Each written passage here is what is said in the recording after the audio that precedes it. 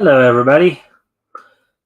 Happy Tuesday. Hopefully, everybody's having a good day today. Of course, gonna give it a few minutes, give people a chance to come in. So, turn on some music for a moment while I do something real quick. I'll be right back.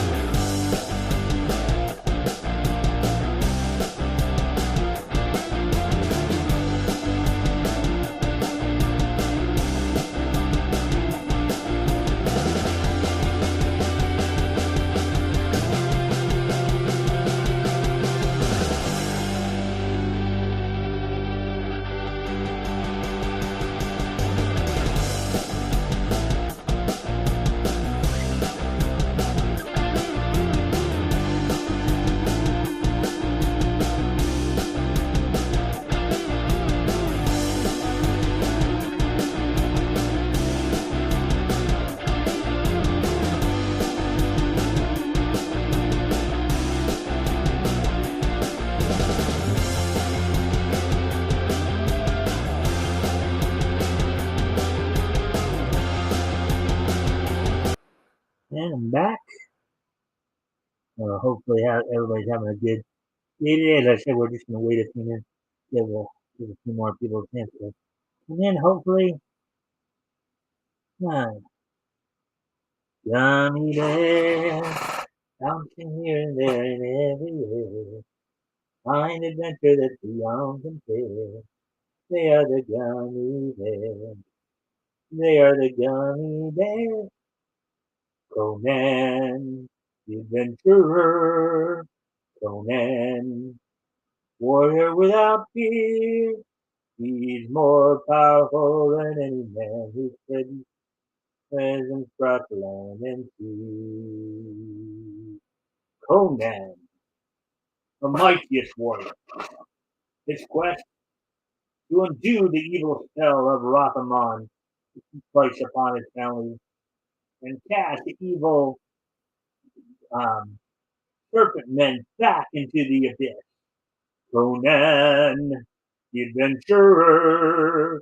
Conan, man of bravery. He's more powerful than any man.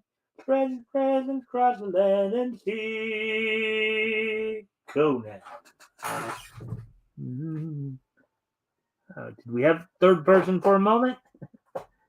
Uh, get along, gang, get along, gang. Each one is special in their own way. Coming about the get along gang, get along gang. Get up with the get along gang. Even if you're okay. Get up with the get along gang. Hey, oh, get up. Papa Bears, Papa Bears, Papa Bears, Papa Bears.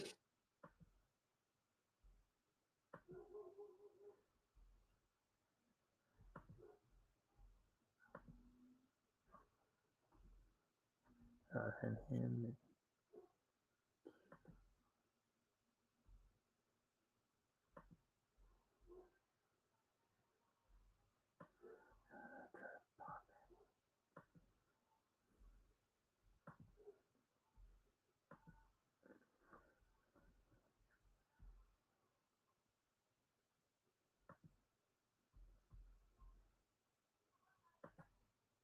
All right. So as I said, we're just waiting on more people to show up.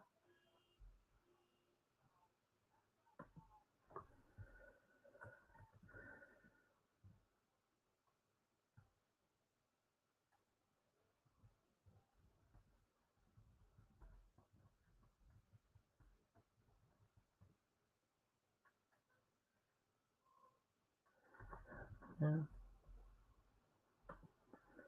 Let's see now. We're at the 6 minute mark here. Yeah. Let's see. What other song? Superbook. On a journey, you can, like the light of on.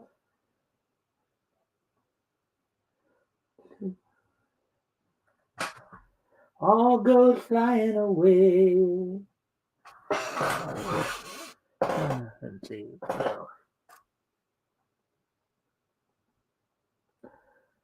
On the mesa, where the cowboys roam, everyone wanna go by the code of the West. On the mesa, even if you know you're the one by the code of the West. On the mesa, where the cowboys roam, everyone by the code of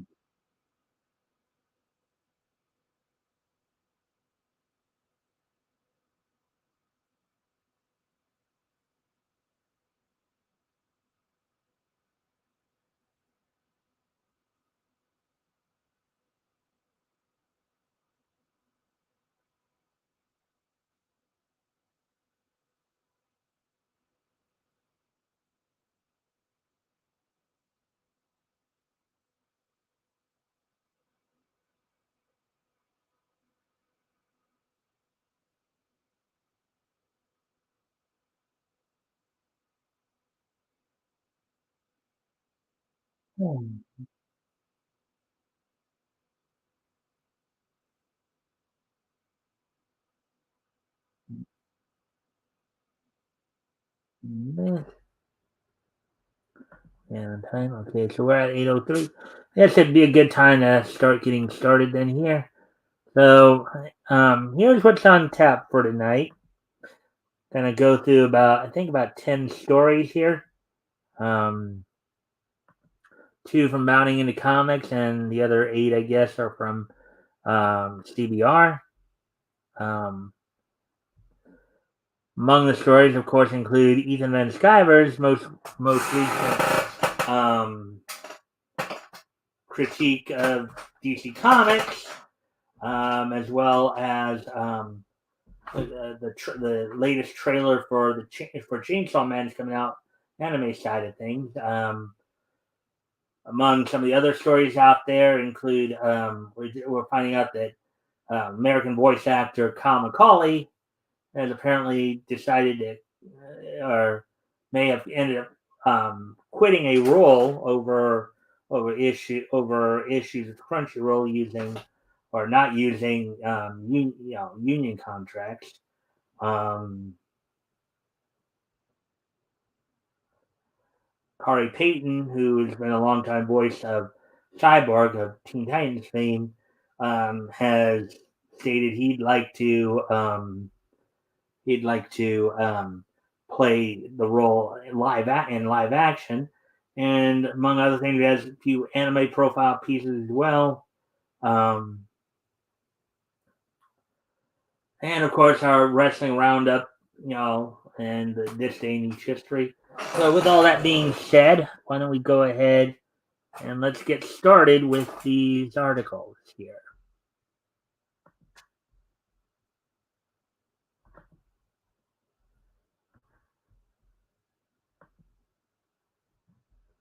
Okay, so first off, our lead is, of course, the Ethan Van Sciver article here. Ethan Van Sciver slams DC for turning Poison Ivy, in quotes, into a fat lesbian. In limited, smaller quotes, Catwoman, Lonely City, and smaller quote, series. Article by J.B. Augustine, published earlier today. All right, so let's take a look at this. DC did another revamp of a popular character that they are catching heat for from former employee Ethan Van Sciver, though there are others who want to see a new version spun off in some form. Um,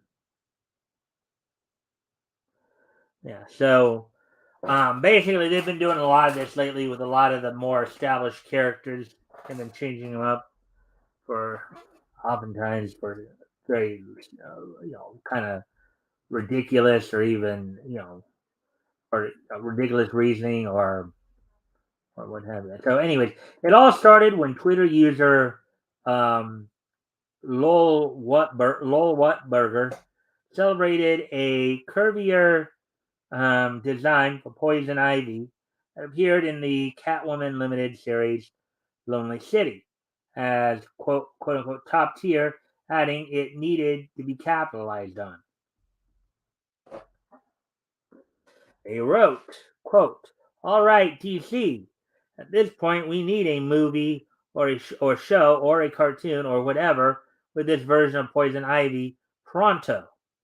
This is top tier character design, and it needs to be capitalized on."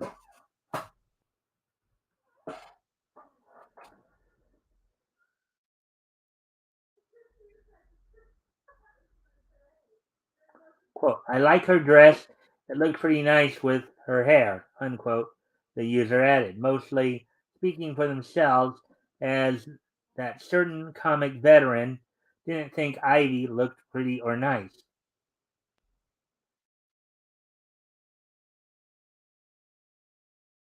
And Skyver was not impressed, classifying this Ivy as a quote unquote fat lesbian after he saw it. Quote, "Feminists have made Poison Ivy into a fat lesbian," he wrote in a retweet. Quote, just another day in comics clown world, though. Now, mind you, what he's talking about here is this has been happening with a lot of more well-known characters. There are, you know, some of those who are doing them are trying to more push an agenda than anything else. And this particular case may be um, promoting more of a plus size beauty slash LGBT um, agenda here. So that's what. What I think the underlying critique here is they're doing this more to virtue signal than really to really represent. I think that's what his underlying argument is here. Van Sciver, an avowed and proud Comics Geek supporter, and that I'd take it one step further. I mean, I would say, he's not just a supporter of Comics Geek. He's probably more or less become the figurehead of Comics Geek for all intents and purposes. That's why a lot of people go after him a lot of times. Has been pointing out for years how the comic industry is in a crisis and that DC is dying because of stunts like this that don't have mass appeal. In other words, trying to cater to the Twitter crowd, or as I call them, the Twidiots. Okay, the people on Twitter who sit there and just want to push the left wing agenda, left wing messaging and all that. Not saying that people who are plus size don't have their own beauty, but and not to say there aren't people out there who don't find plus size people attractive. Only the thing is though is that they're not in the majority, and I think that's what Ethan's talking about here. What EBS is talking about here is that these artists and writers are trying to focus more on a minority of the consumer base instead of the majority, and that's what's ultimately hurting them. That's what's killing the mainstream comic industry right now. That's why Zaslav is looking to slash DC, as Warner Brothers continues its takeover of it. And if Marvel's not too careful, granted their death is a little slower than DC, but they're going to be dying soon too. Ripperverse creator Eric July, who had joined the Cyberfrog originator in his critical assessment Modern Comics, as well as the homelier looking Ivy.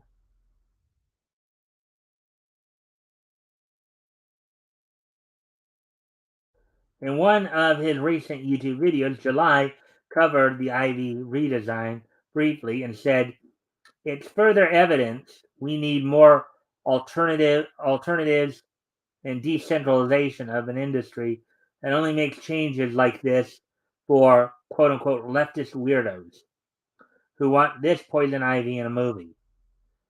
Yeah. If they try, my guess is if they try to put it first off, I think it would absolutely go against anybody who has any inkling of the history of Poison Ivy, Pamela Isley's character, could probably tell you this is probably not in keeping with what her original character came out to be. We know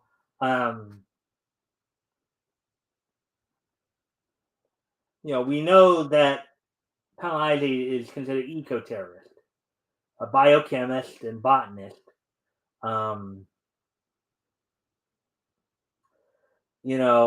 My guess is even the original Poison Ivy concept would not be happy with this idea. Okay. Because my guess is that the idea is that Poison Ivy, I think one of the things Poison Ivy would actually be against is the sin of gluttony, is that feels that people consume too much to begin with, and that's what kind of destroying the consumerism. But that's the whole thing. And you make her into a fat character or plus size character, and I think it goes against the very original intent of the character.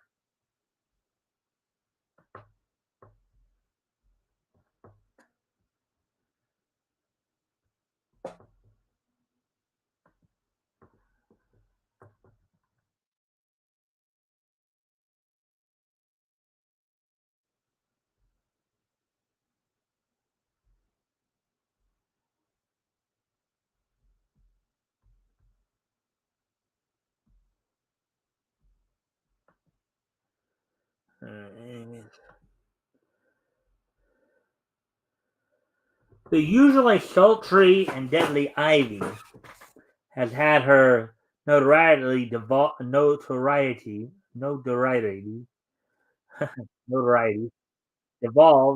into wild shenanigans since at least the Harley Quinn animated series on HBO Max.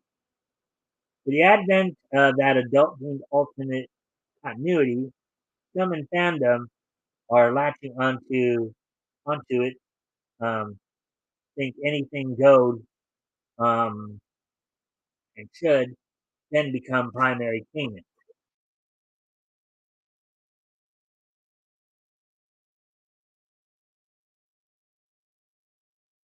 Catwoman Lonely City is also in a separate universe, as it is an Elseworld story, like Chris saying. Poison Ivy is technically fair game in that context for fresh take, good or bad, just as Selena Kyle herself was in The Dark Knight Returns, where she put on weight. Um, that said, a distant Earth in the multiverse that's visited every once in a blue moon by a random creator is where that kind of experimentation belongs for the sake of sales. Yeah. Which I think is ultimately the point here is that these are okay if it's but I think what Ethan Van Sciver was getting at was this person was saying this needs to be in the main universe, and it's not going to fly in the main universe. It's more than likely not going to really fly all that well in the main universe. So that's what it all comes down to.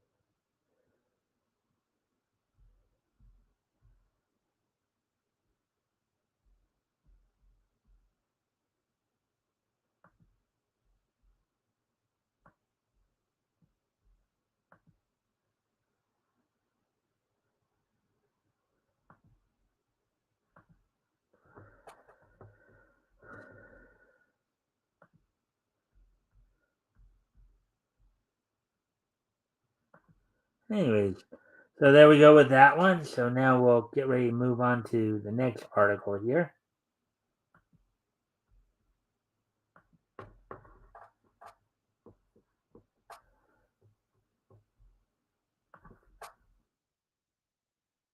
And we're going to be doing a run of anime articles, and we'll get back towards the end to a comics article, an animation article. So, all right. So, Chainsaw Man drops new trailer introducing Public Safety Division. Crunchyroll reveals English dubcast. Article by Nerdigans, published today. So here we go. We're gonna find out here who the English voice. Most likely, I'd have to, if I had to say, it's gonna probably be a mix of the Dallas crew, from formerly from Funimation, with with the Bang Zoom crew. So we'll see. We'll see though. In the latest and final trailer for the studio's upcoming anime adaptation of Tatsuki Fujimoto's Chainsaw Man, Mappa has continued to rev the hype by shifting the spotlight from our eponymous hero to four of his public safety division teammates. Look at that.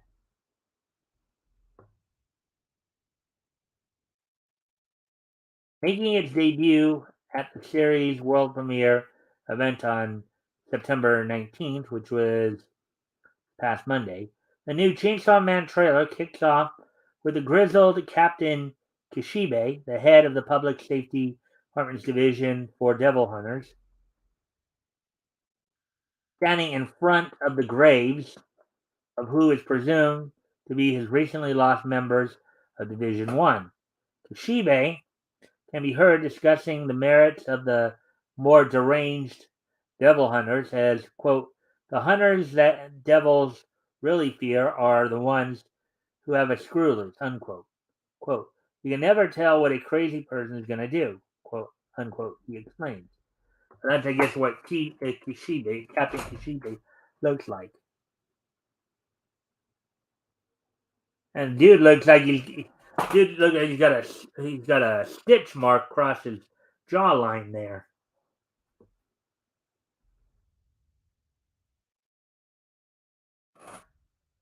The trailer then cuts to division veteran member Himeno, who is voiced in Japanese, whose Japanese voice is Maria Issei, who voices Reg in Abyss, who turns to ask his one-time partner, Aki Hayakawa, if he believes any of their recent recruits would survive their upcoming first mission.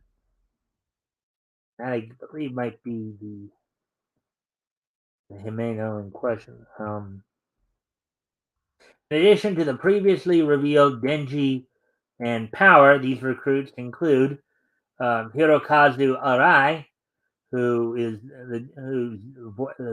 Japanese, who's voiced in Japan, Japanese by Taku Shiro, who is the voice of Jude in The Saint's Magic Power is Omnipotent, who has himself made a contract with the Fox Devil, is one of the new rookie recruits of Makima's Special Division 4.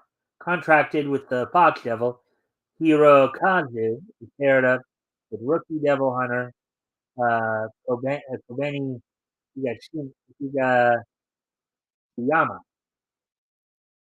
So, and his partner, the cowardly Kobeni um, Higa, uh, Higashiyama, who was voiced by in Japanese by Karin Takahashi, who is Suika in Doctor Stone. I guess it's Kobeni is a girl, woman, who characteristically responds to their mission parameters by whimpering, quote unquote, "We're all gonna die. We're all gonna die here." That I believe is Kobeni right there. Well, yeah, aside from maybe the cowardice, I think some people might find her kind of cute.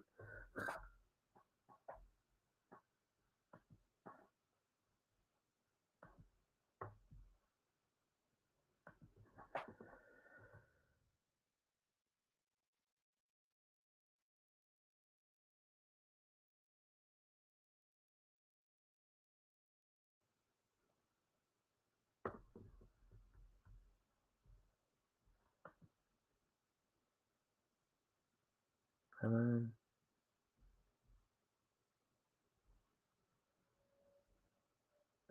all right, getting back to the article here.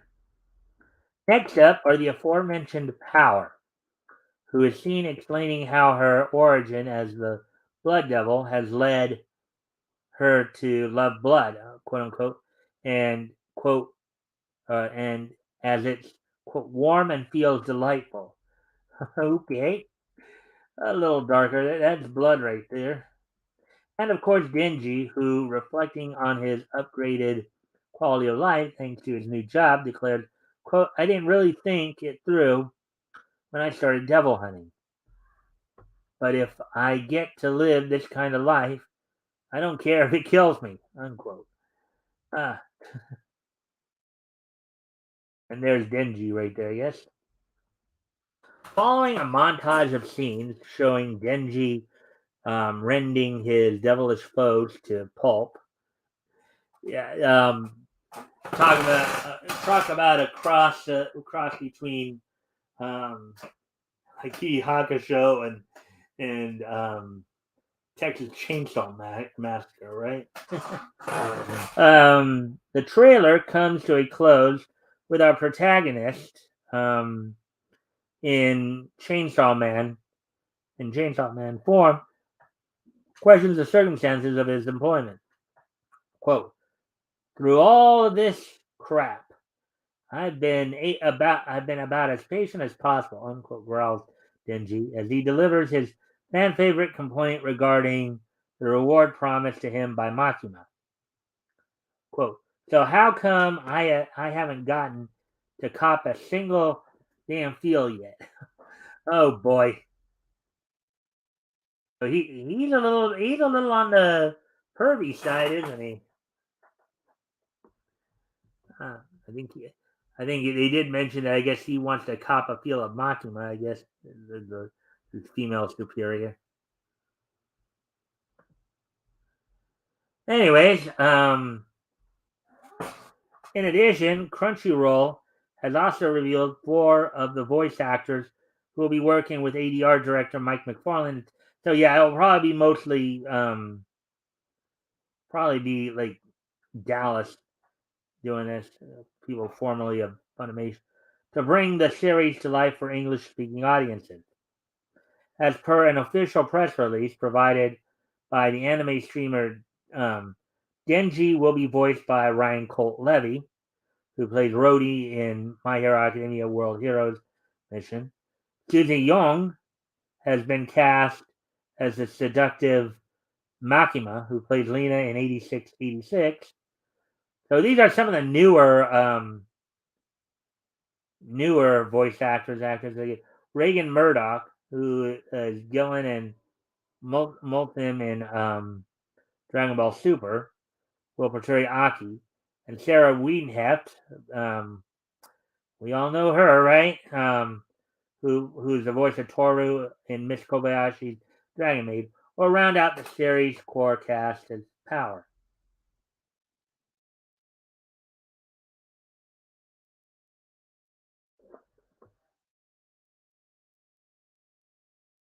Um,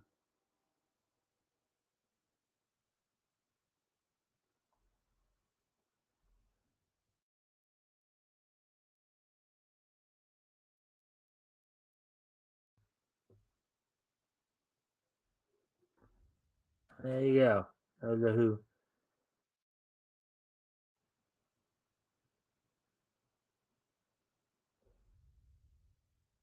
All right. Those are the faces of the people who are. Ryan Colt Levy is Denji, Susie Young as Makima, Sarah Wiedenheft is Power, Reagan Murdoch is Aki. The first episode of Chainsaw Man's English dub is currently set to premiere for attendees at the New York Comic Con on October 7th. Friday, it's my birthday. The series will then makes its proper public debut on October 12th, so that would be the following Wednesday, courtesy of Crunchyroll provided simulcast. And there we go with that one. So we're done with the Hunting in the Comics articles. Um,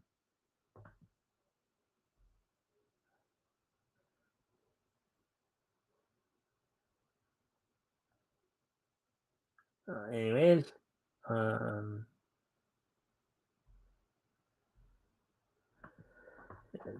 kind of my video.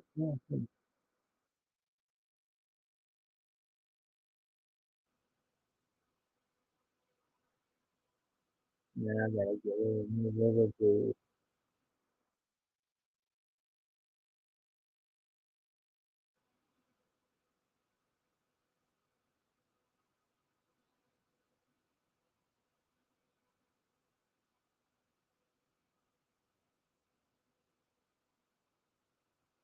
Yeah.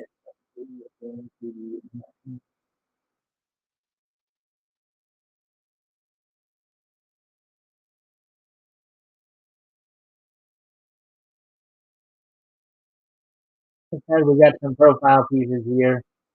Um,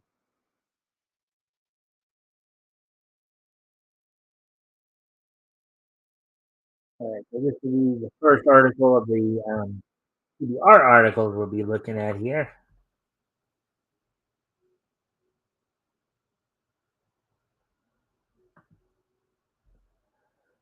Wait, oh, yeah.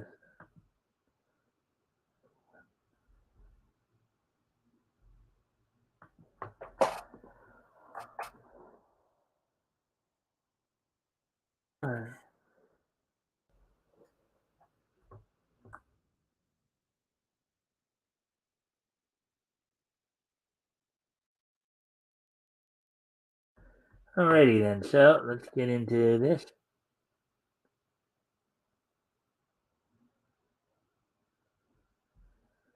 Alright, so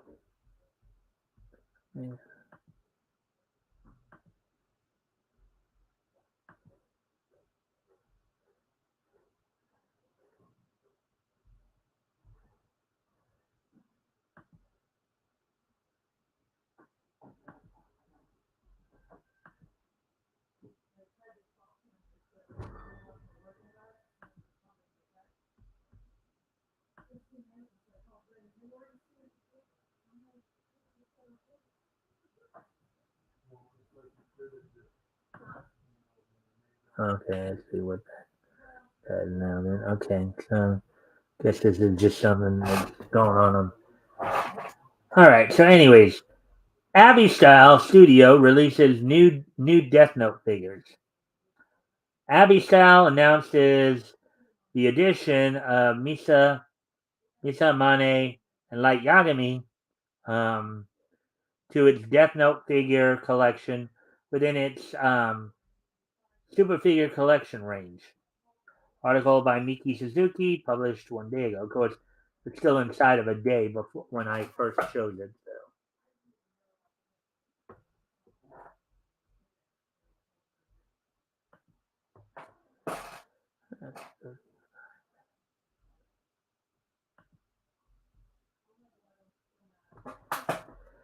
Abby Style will add figures of Light Yagami and Misa Amane to its Death Note collection in November 2022. Abby Style previewed the figures this year at Japan Expo, a French anime convention in Paris. The figurines of Misa and Light will release. These are two of the main characters, of course, from the first series. Light was, the one who was, um, with Ryuk, and then Misa was somebody kind of idolized him, as it were. So, anyways, released in November within the Super Figure Collection SFC range of Abby Style. Studio, the decision to add Misa and Light to the collection follows the success of the company's Ryuk and L figurines, which sold tens of thousands of pieces. A um, a passionate artistic team um, worked um, hard developing the anime inspired PVC figures, um, down to the box designed design, received much thought so that fans who don't want to unbox their figures can display them as is, keeping them in mint condition, which is what a lot of collectors like to do with their stuff.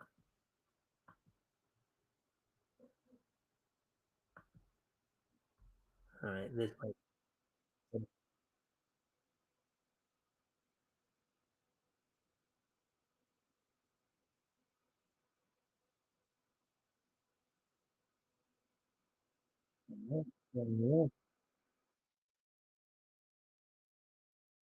The figurines make excellent gifts for fans of Death Note and are perfect collectible items. Expected pricing for each figure is $39.99 for Misa and $32.99 for Light. Wow! The figurine for Misa, who wasn't the lead character, is actually more than the lead character. That's interesting. The Yuke and L figures are still available to buy through Abby Style store, with the Yuke selling for $69.99 and L costing $34.99. Right? Now L being okay, that's understandable. Um, the Yuke figure is non-articulated and features the Shinigami sitting atop a skull, wearing his trademark black bodysuit. The description on the site says, quote, Ryuk crouches in anticipation, poised to leap into your figurine collection. Okay. Quote, he is 12 inches tall and suggested for ages 12 and up. As for L, the figurine features him sitting in his iconic crouching position. It measures 5.75 inches tall, and attention to detail is evident down to the tiniest details. For example, a closer look at the figure reveals depressions in the chair cushion, um, where his feet are pressing down. All right. All right. So, before I continue on, I got some lighting issues at 10-2 here, so I'm going to go off camera here for a quick moment, and then I'll be right back. Put some music on for you guys while.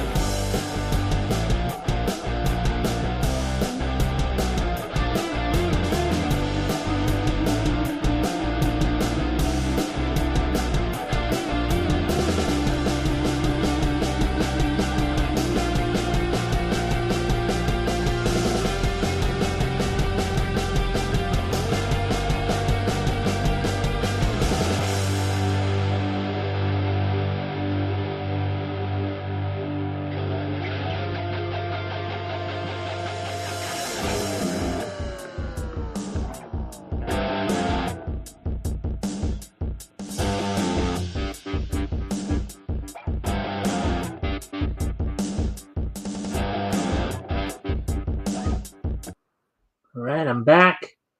I just had to take care of some lighting issues here. So now that should be better. So let's go ahead and get back to the article then. So, what is Death Note about? Death Note, stylized as in all caps Death Note, is a manga series by Tsugumi Oba and illustrated by Takeshi Obata, initially published by Shueisha in the Weekly Shonen Jump magazine in 2003, where before receiving 12 tankobon volumes. The manga follows the story of Light Yagami, a teenage genius who finds the quote-unquote Death Note, which is basically a Shinigami's notebook, basically, of who dies, basically. The Death Note is a mysterious notebook that belongs to the Shinigami Ryuk. It grants the user the supernatural ability to kill anyone whose name gets written in it. Light uses the Death Note to massacre people he believes are immoral to create a crime-free society. Posing as a godlike vigilante, he uses the pseudonym Kira, quote unquote, a wordplay on the Japanese loan word for killer. As he goes up against the elite Japanese police task force led by his arch nemesis and genius detective L. Imagine having that kind of power. Imagine having a little notebook where if you just write somebody's name, they die. Now, obviously, there's certain rules, certain things apply, more or less, but that's quite a power to have. Let's see. Mikestand Light's figures will release in November, costing $39.99 and $32.99 respectively. All right. And there we go with that one. So getting ready to move on to the next article.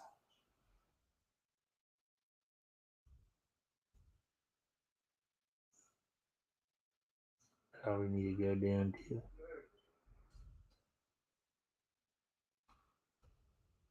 Do we have non-scented soap?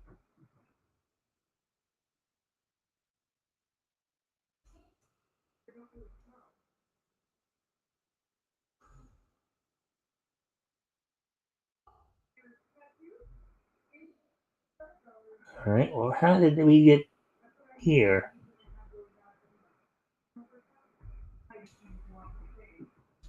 The green bottle that's in it?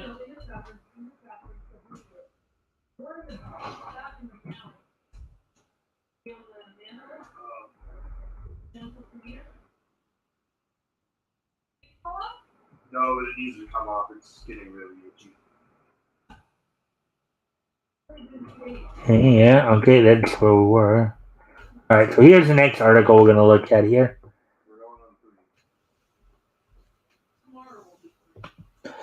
Kind of a profile piece here, as it were. Hello, third person. You can like and share the stream. That would be real helpful. See if we can get some more friendly people in here. We're going through some articles right now here. Anyways, I hope you'll enjoy the content here. And if anything, as we're reading, if anything grabs your attention, if you want to comment on or ask about, feel free to do so, and I'll do my best to answer the questions. All right, 15 anime endings that ruined the entire series. Many anime are entirely focused on building to an epic finale. So when the finale is a disappointment, it can taint even the best series. Article by Daniel Curlin, published one day ago. Let's see.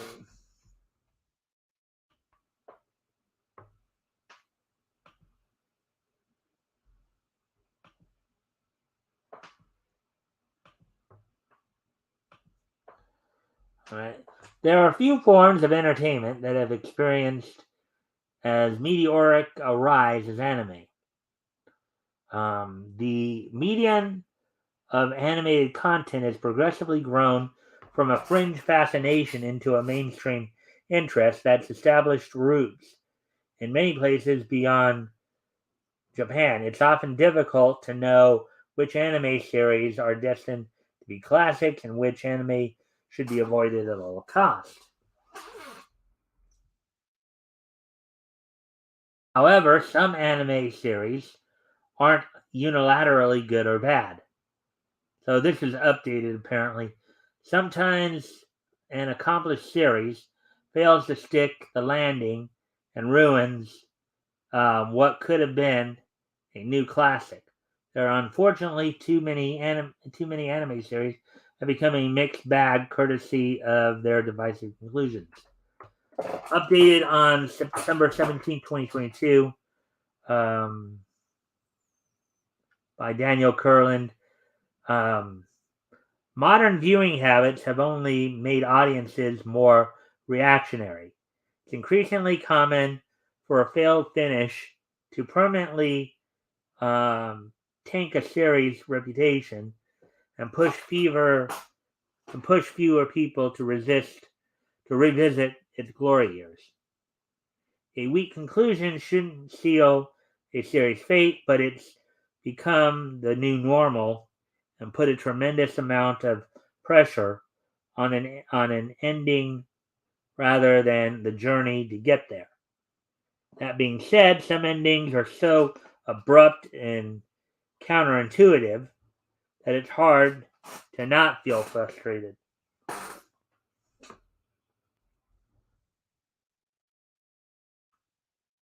15 of 15. The Promised Neverland erases its nuance for an unearned ending. All right, let's see how what they're saying about this one here. The Promised Neverland only has 2 seasons, but there's a shocking shift in quality between these two collections of episodes. The Promised Neverland follows a group of orphans who learn that they're merely cogs in a world filled with demons. The final episode of The Promised Neverland is an insulting exposition dump that glosses over crucial plot points in a montage, but these issues exist throughout the entire second season. Huge passages of the manga story get condensed or completely erased, which causes later plot points to feel unjustified. Yeah, sometimes they do. Unfortunately, they will completely curtail or cut down an anime. 14th of the 15th. Wonder Egg Priority consigns its hurt hero to endless misery. Wonder Egg Priority is an emotionally draining meditation on friendship, loss, and forgiveness. Anime uses the trappings of the magical girl genre to turn a group of girls' trauma into literal monsters that they take on in combat. A bittersweet energy runs through all of Wonder Egg Priority, so a happy ending wouldn't necessarily feel genuine. That being said, Wonder Egg Priority's rough finish is frequently listed as the anime's biggest problem. There's a lack of closure provided on what exactly happened to Koito, plus any progress Ai has made gets erased by her brash decision to return to the destructive existence of Wonder Eggs. The 13th of 15th in this countdown.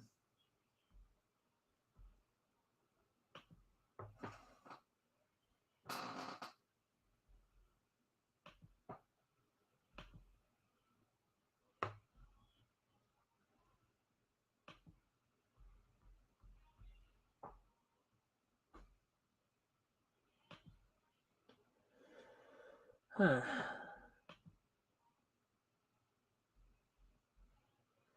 Alright, Akame ga Kill mixes up its priorities during its final stretch of episodes.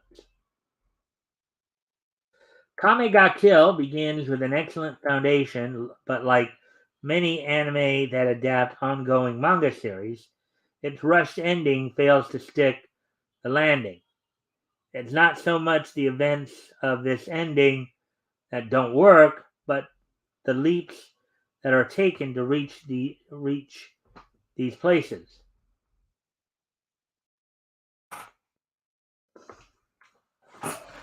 A major concession that Akame ga Kill's original ending makes is that half of the finale gets reduced to a laborious epilogue. Smarter pacing could have made the final fight between Kame and Esdeath carry greater stakes and still have time for a post-battle wrap-up. Yeah, this is sometimes a problem with that's why, like, for example, you got two Hunter x Hunter dubs. You have one that went up to a certain point in the manga, and then one that filled out the rest of the manga. That's why you have the new Bleach arc coming out now, because a lot of the anime that are out there are works in progress, as it were, because they're adapting current manga that are still active. So the 12th and 15th School Days rewards its worst character and feasts on human suffering.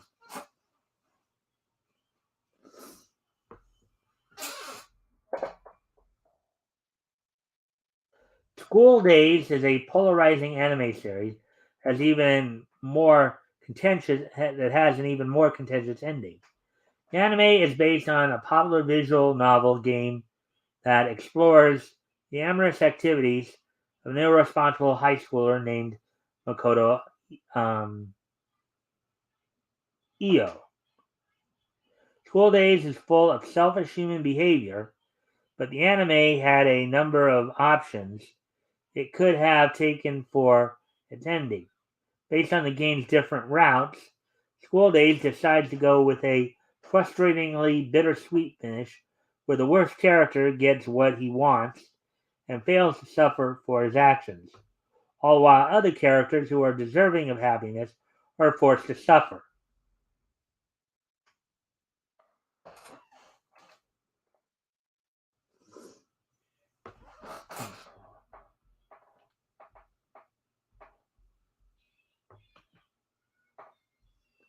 Now, of course, we're counting down to number 11 here. Number 11 of the 15. Dragon Ball GT rushes to a confusing, careless conclusion. Yeah, GT is not looked at as a huge favorite among the Dragon Ball fan base. The previous Dragon Ball series, the original and Z, ran for hundreds of episodes, and many of GT's Dragon Ball Z, and many of GT's fans thought the anime was finally making some progress with its Shadow Dragon arc. However, the defeat of the final dragon quickly segues into an abrupt farewell after only 64 episodes. Goku's decision to sacrifice himself for the good of the planet is consistent with character, but the specifics of him coming one with Shenron and the Dragon Balls is just puzzling. Even a few episodes that build up to this decision would have helped Dragon Ball GT's ending be more successful. Number 10 of 15. Full Metal Alchemist tone deaf ending led to an entire reboot. Alright, so we know at least which is, because Brotherhood was the reboot they're talking about.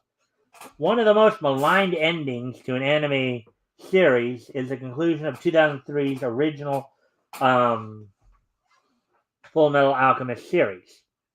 The anime begins strong, but it suffers from what derails a lot of anime that quickly adapt a popular manga series before it's finished. Full Metal Alchemist anime takes a gamble with its ending, but it fundamentally misses the point of Edward and Alphonse's journey. The two brothers make sacrifices for each other, but Edward is displaced and left in a new world, That's that's a highly unsatisfying conclusion. This botched ending is why the manga was properly adapted years later in Full Metal Alchemist Brotherhood. Number 9 of 15.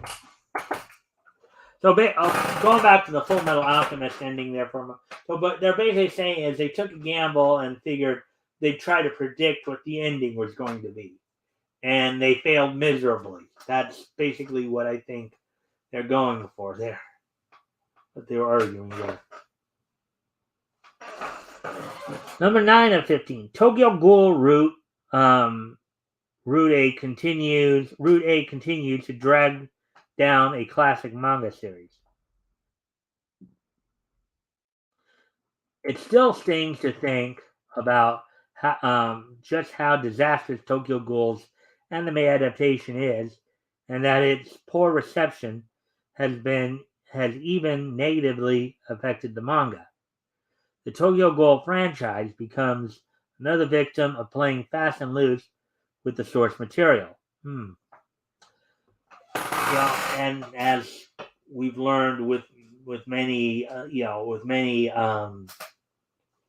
anime adaptations. Now, the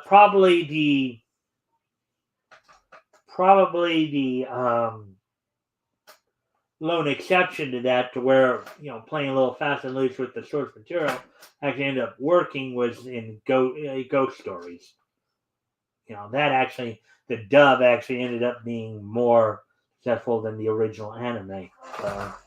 So, anyways, Tokyo Ghoul Route A picks up from the climactic finale of the original anime, where Ken Kaneki embraces his darker ghoul side. There's strong material to pull from the manga, but the anime instead does its own thing and trades heightened battles for melancholy brooding. Tokyo Ghoul Regard tries to fix this mess, but it's too little too late. All right. 8th of 15. Soul Eater forgets its major themes for a flashy finish. Soul Eater is a fun shonen series that crafts an addictive premise where teams of weapon wielders and their humanoid death scythe weapons claim souls. Soul Eater does a great job for 50 episodes, but its final installment goes off book in a way that's just confusing. Soul Eater's anime crafts an original ending where Maka goes rogue and saves the day through a random punch that's supposed to represent the power of friendship and courage. It's a solution that comes out of nowhere and even feels distasteful considering the rest of the anime emphasizes staunch battle strategy and teamwork. I don't know about that. I mean, power, friendship, teamwork, they kind of do go hand in hand. I guess I can see it, depending on how they sell it, though, it would probably make things a little bewildering. See if I got any more people coming in. No, not yet.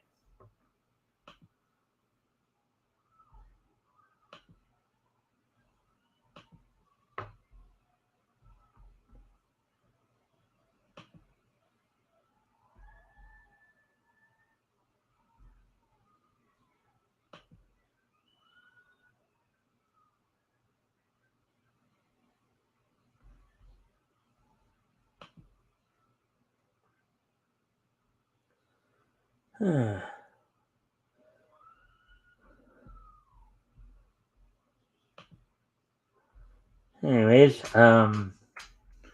moving on to number 7 of 15 there.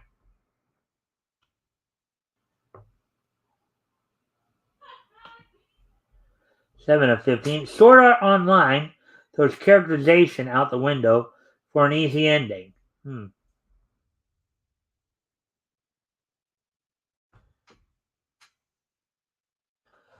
Sword Art Online indulges in many of the staples of the isekai genre, but the relationship that forms between newcomer Kirito and Asuna is genuinely sweet. There's such a strong foundation to Sword Art Online, which makes its haphazard ending such a disappointment. Sword Art Online's characters have their motivations completely abandoned. Asuna um, comes into a frail and passive individual, while the villainous Kayaba reveals that he didn't even have a reason for his murder scheme. Kirito's final actions regarding the release of the World Seed feel just as random, and it weakens everything that comes before it. 6 of 15. The Future Diaries, an ambitious epilogue, ruins any sense of closure. Future Diary is a suspenseful series where a dozen powerful diaries are let loose, all of which have the ability to not just predict the future, but help the god of time and space select his successor. Future Diary properly wraps up its loose ends, only to then go out on an unnecessary cliffhanger. Epilogue that set 10,000 years in the future forecasts the results of a new diary game, only to abruptly end the encounter and leave audiences confused. Answers were eventually revealed in the Future Diary redial, but that came years later. Down to number 5 of 15.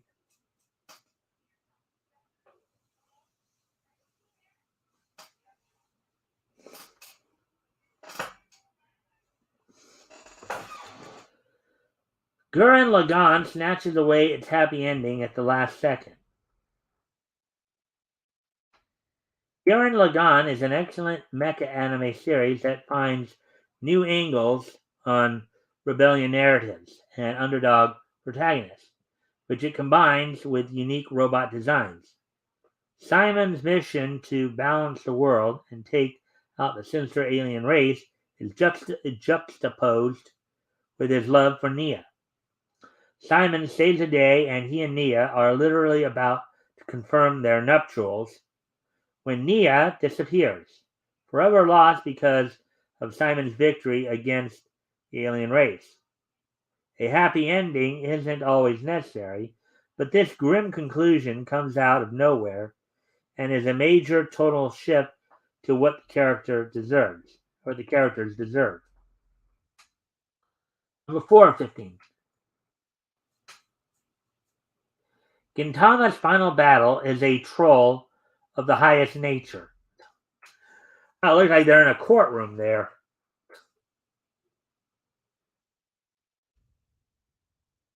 Gintama is an absolute masterpiece of comedy, action, and genre blending.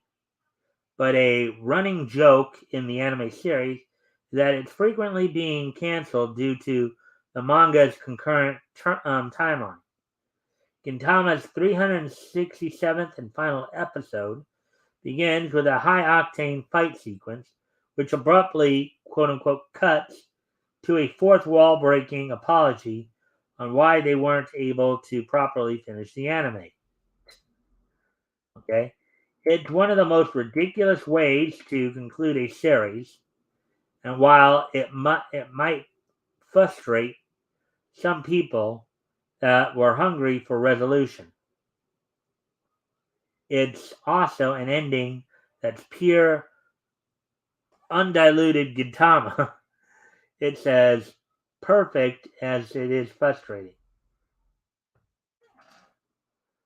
Down to number 3 of 15.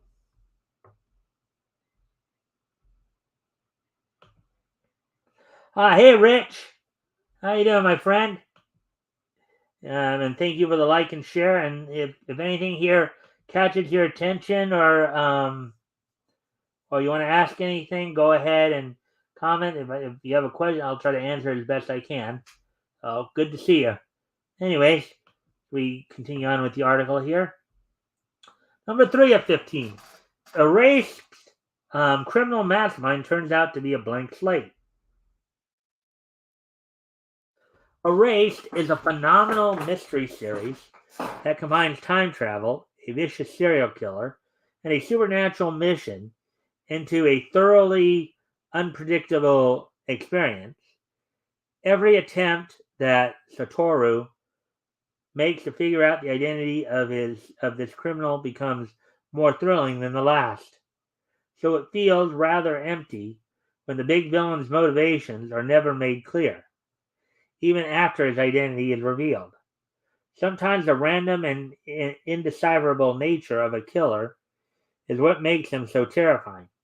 But audiences wanted answers in Erased, and the culprit's weak characterization makes Satoru's win feel somewhat empty.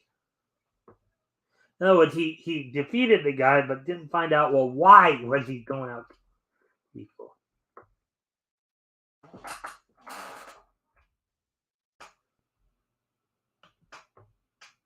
Hey, Timothy, what's up? Thanks for dropping in, my friend. Just going through some anime articles here. I did go through the Ethan Van Sciver article from Bounding into Comics at the beginning of the video. If you guys, want, after the stream's done, if you guys want to go back and look at that. So we'll have another comic article in a bit here. I'm working my way through the anime articles here. So, anyways, we're going through, like, right now, the top 15 anime endings that ruined franchises. So, anyways, and if you haven't already, if you guys can remember to like and share the stream.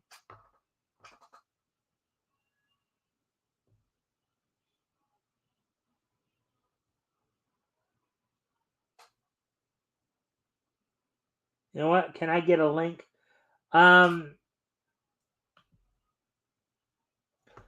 Timothy, I only do the panel stuff on Fridays. I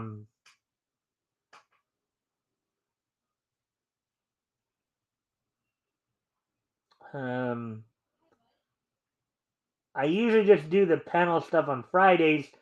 Because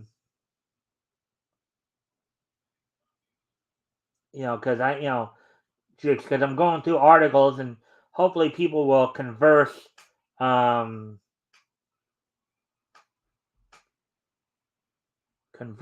Come on.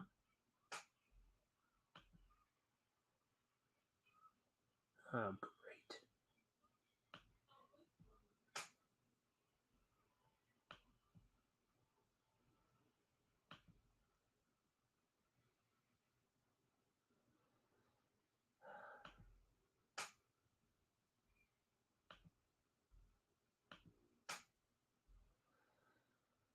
How did that happen?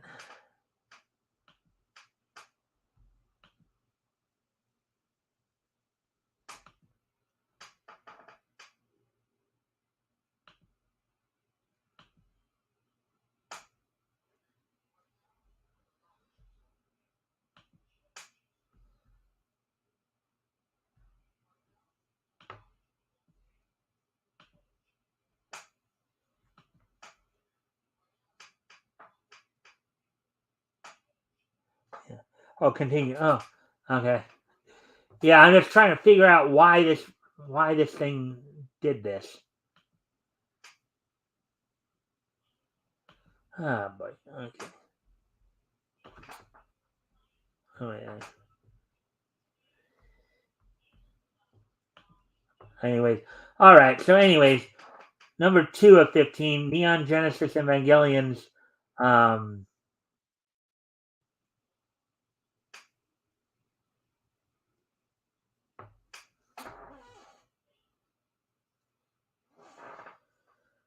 Neon Genesis Evangelion's ending is still somewhat it's still something the franchise wants to rectify. Yeah, this one, Neon Genesis Evangelion, went kind of off the rails. It just totally made like a total left turn, like in the last like 2 or 3 episodes of the series. So, Neon Genesis Evangelion is an existential mecha series that has rightfully earned its reputation as one of the most mind-bending anime of all time. Um,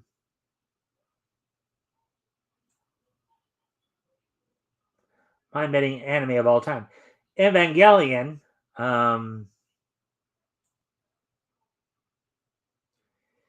Evangelion is like nothing else, largely due to Hideki Anno's intense involvement in the series production.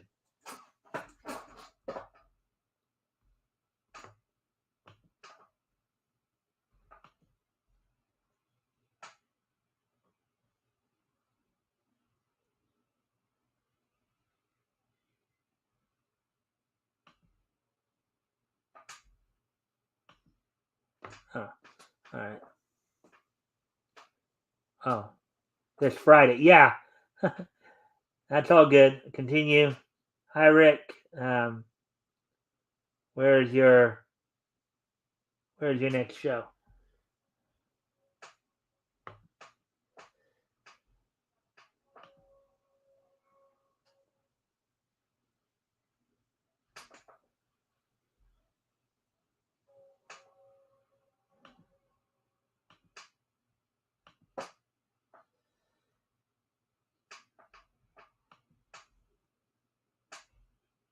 I don't even know how that happened. Anyways, all right. So I guess as long as it's not messing things up too much here. Right. The series production. It's Anno's own feelings and doubts that take over the end of Evangelion, which devolves into a heady philosophical ruminations rather than a tangible action conclusion. Evangelion sending caused Evangelion's ending caused, so there's a grammatical they kind of jammed those two words together, caused such an uproar um, that it led to the release of Death and Rebirth, the end of Evangelion, and even the current rebuild of Evangelion films that continue to redo the series' controversial final act. And number one of these top 15 anime endings that ruin franchises, ruin anime series. Oh.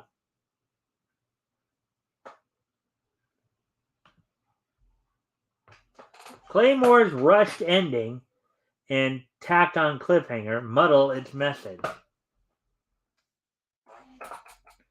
Claymore creates a rich world that's full of interesting monsters known as Yoma. Yoma, I think, is one of the words for demon in Japanese, as well as the female Claymore warriors that hunt them down. Claire is an effective and aggressive protagonist in this violent series. Um, but the innerverse, or yeah, but the immersive world it creates only gets hurt by the abrupt conclusion. Claymore's final episode rushed through a ton of content, so none of the events and character motivations feel justified. Even more egregious, it creates a loose cliffhanger um, that never gets followed up on. These unnecessary threads and an unsatisfying lack of payoffs are what really hurt Claymore. So there we go with that one.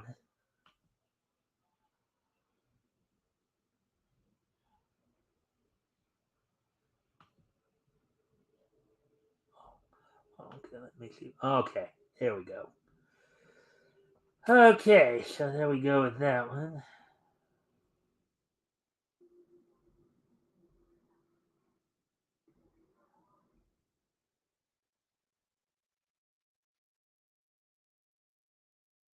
Well, at least I know. Huh?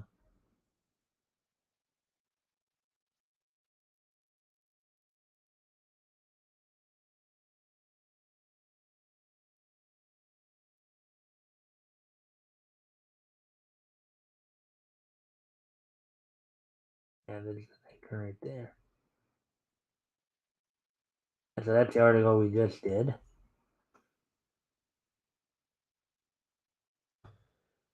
All right, so here's the next article we're going to do here now.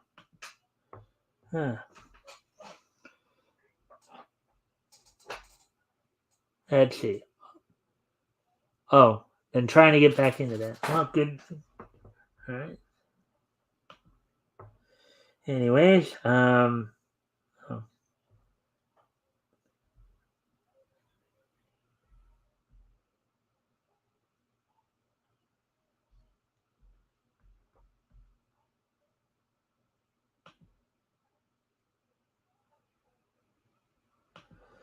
Okay.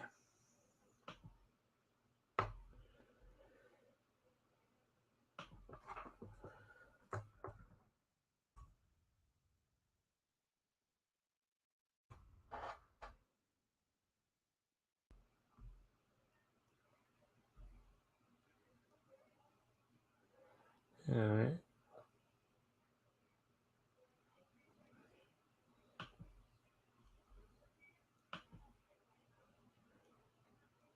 Anyways, getting back to the articles here. All right, so moving on to the next article here. I'm the villainess, so I'm taming the final boss. What to know before the anime starts. I think this is a continuation of another similarly titled anime that starts out with I'm the villainess. So, anyone who loved the wholesome otome adventure of Katarina Kleiss is sure to love this upcoming villainous isekai anime as well. Article by Louis Kemner, published a day ago. All right, so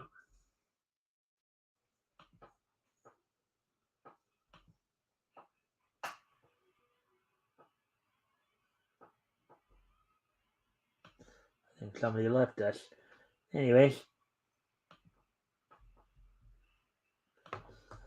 the summer 2022 anime season is nearly over, and that means anime fans can eagerly look forward to the fall 2022 season's many offerings, from the long-awaited return of Bleach to the debut of Chainsaw Man's anime, which we talked about a little bit earlier. Meanwhile, anime fans looking for something a little more easygoing may try I'm the villainess, so I'm taming the final boss. The fall 2022 season promises to be action-packed, but not every anime involves chainsaw devils or superhero action. The charming I'm the Villainess anime promises to appeal to fans of shoujo and romantic shonen anime as well, shoujo being those directed towards girls. And it may compare favorably to similar titles such as My Next Life as a Villainess. And I believe that's kind of where this is a kind of a spin-off of that one. The world of otome isekai anime is bigger and better than ever. Plot and characters of I'm the villainess, so I'm taming the final boss.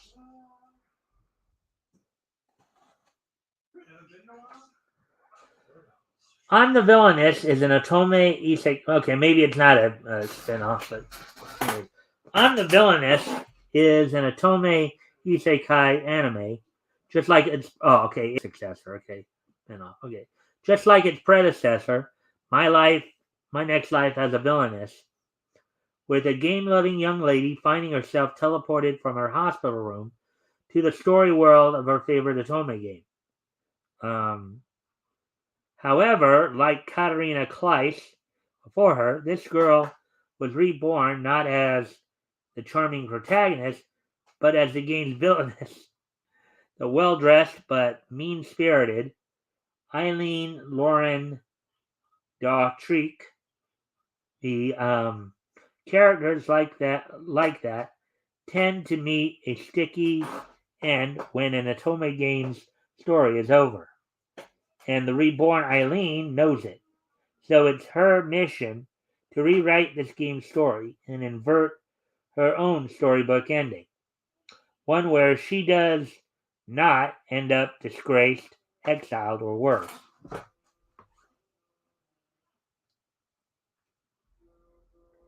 However, unlike Katarina Kleiss, the reborn Eileen believes she can survive not with a wholesome co-ed harem of friends, but with one man, the Demon King himself, the sinister but handsome Claude Jean Elmire, Eileen's fiancé.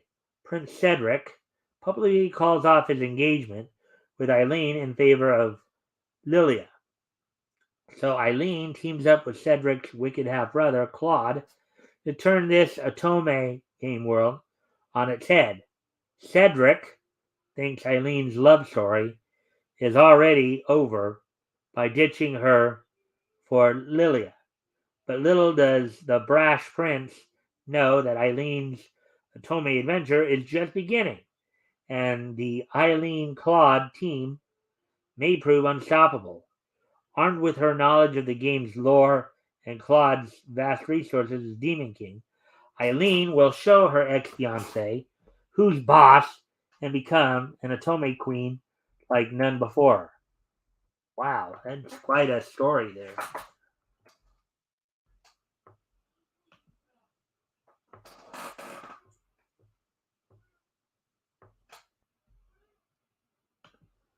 People back, okay?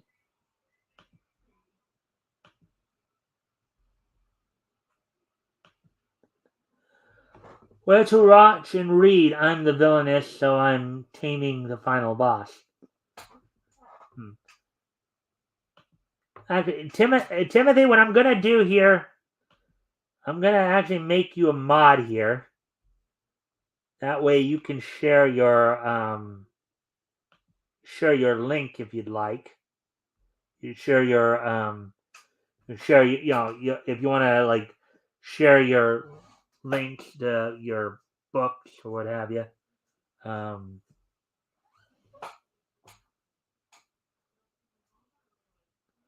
so I add you as a mod so you can you can share your link to any projects you're doing if you want. So there you go. So next time you chime in, you should your name should look blue. Where to watch and read? I'm the villainess, so I'm taming the final boss. Fans of Otome Isekai anime and storybook style romances are bound to love I'm the villainess, and they can dive right into the story in one of three ways. Anime fans can tune in this October to watch the I'm the Villainous anime, which begins airing on October 1st on streaming giant Crunchyroll, among many other much anticipated fall 2022 titles. Meanwhile, online retailers offer digital and or print editions of I'm the Villainous light novel series and manga adaptation with the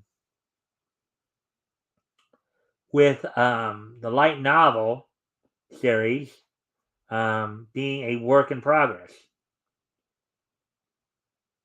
Um, Interested readers can find the print and digital volumes of both light novel manga in Amazon's online book catalog, and fans can also find these volumes in print and digital format in Barnes & Noble online catalog.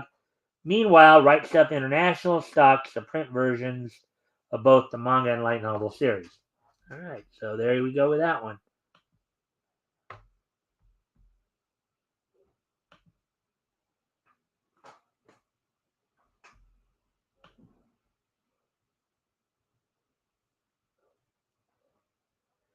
If anybody sees that in there, you want to go check out Timothy's work there, more than welcome to.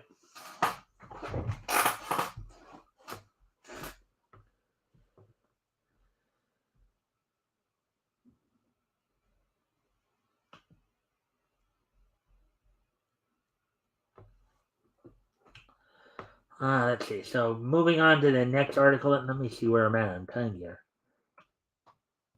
So yeah, we're coming up on an hour and a half here.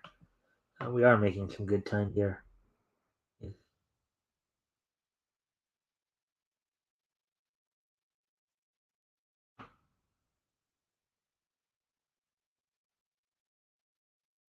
Right, so here's the next article we'll look at. Actually, before I do get into this, I'm going to need to step away from the computer for a moment. I'll be right back, but while I'm gone, put some music on for you guys. You guys can also talk amongst yourselves and share information. I'll be right back.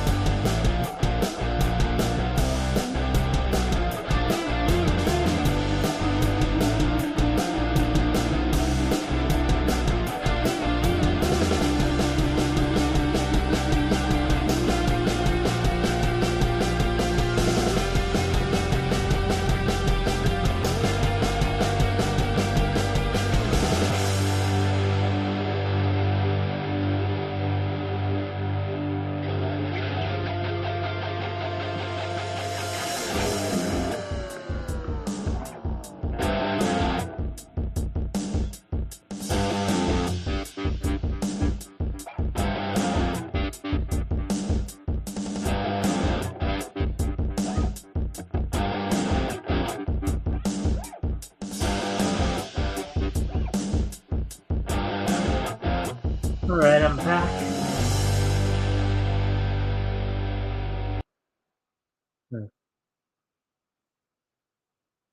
I'm back. Hopefully, everybody is still here with me. Ah,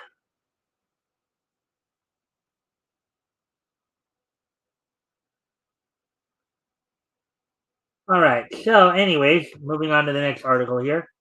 One of the most overlooked shonen titles is a 2000 anime original. Due to poor ratings caused by stiff competition, the quintessential shonen series, Shinzo, never made a big splash in Japan or in the West. I do remember Shinzo, I think, was a part of the Fox Fox programming. So, article by Timothy Donahue published 11 hours ago. Shonen anime titles have led the charge in terms of anime popularity. Be in the be it in the 90s when the medium first really took off in the West, the early and mid 2000s, or the most recent renaissance, quote unquote, in the 2010s. Um, this has seen several properties rise to prominence, but just as many have fallen by the wayside. One such unlucky and overlooked series was Shinzo. Known as Mushrambo in Japan, the series was somewhat unusual for its quote-unquote genre, in that it was an anime first, with the manga coming afterwards. Sadly, said anime would be cut short due to its ratings, thanks in part to another infamous shonen series that was itself incredibly beleaguered. Here's a look back at the forgotten series that works incredibly well as an introductory shonen anime. So Shinzo was actually an anime that started out as an anime and then was then got a manga adaptation. Most anime are adapted from manga. This actually went the other way. It was an anime that received a manga adaptation. What was Shinzo, the early 2000 Fox Kids adventure anime? Yeah, as I knew it. Fox Kids.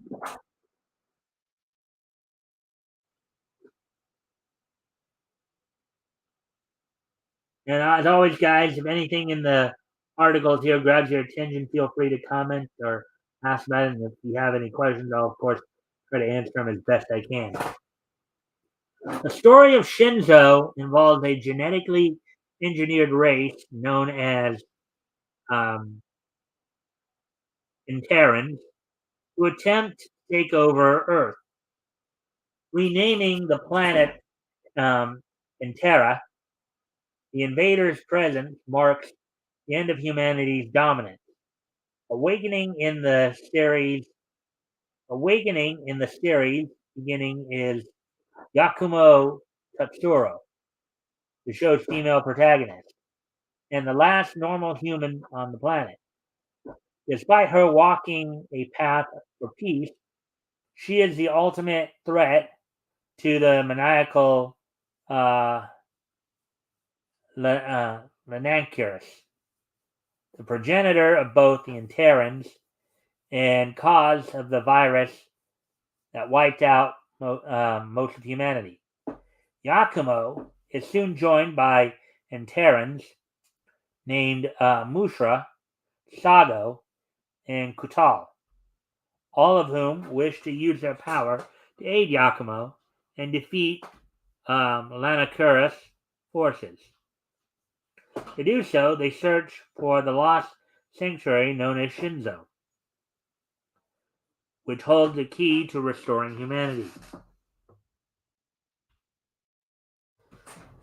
Fitting for a shonen series, the characters in Shinzo have various forms and attacks that they can draw upon, including Mushra's mighty celestial form. The series is loosely based on the Chinese mythological tale Journey to the West, a trait that it shares with the iconic Dragon Ball. Mushra is even slightly based on Sun Wukong,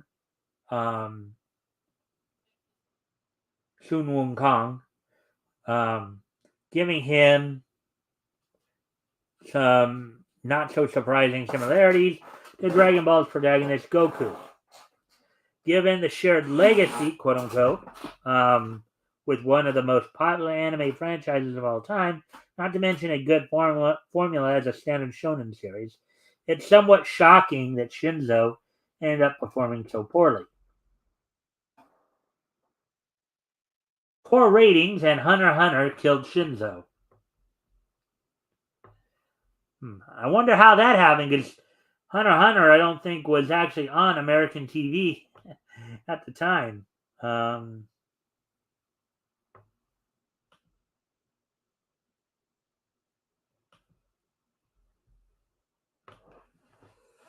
Poor ratings and Hunter x Hunter killed Shinzo.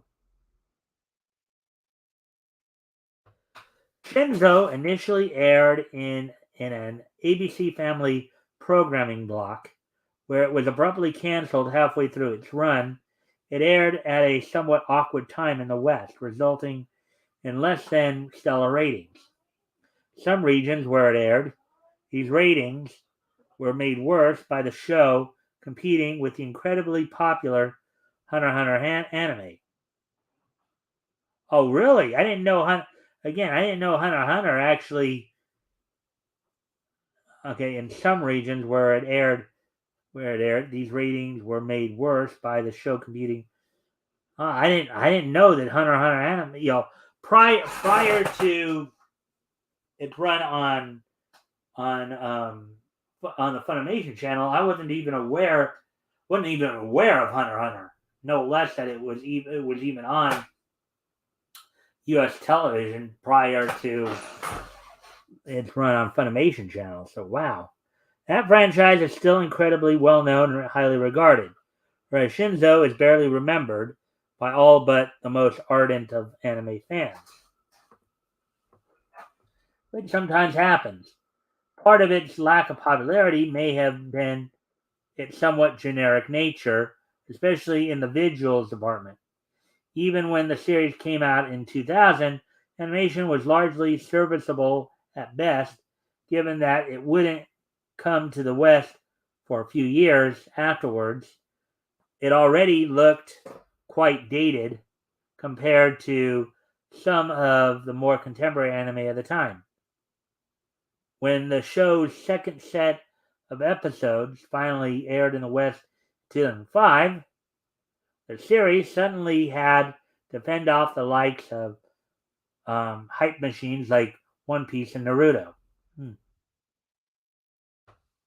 This poor performance saw the show canceled, and Shinzo only ever received 32 episodes. That number is pretty low for a shonen series, especially one that seemed to have a lot of things going for it. After all, the show's somewhat standard nature would have at least made it a fairly palatable series for general audiences, especially those in the West, just getting into anime. There would also be a short-lived manga adaptation that told a rather different story from the anime, with the ending showing Mushra and Yakuma getting married and having a child. Sadly, neither this nor anime were currently widely available, making Shinzo a rather difficult series to go back and watch for those who grew up on it, grew up with it. Okay, so I get what they're saying. It came out originally in 2000 in Japan, which now in Japan as well, of course. Oh, I get it now. I get it now. When they were talking about that running up against Hunter x Hunter, because Hunter x Hunter was also running at that time as well. Oh wait, let me do something here because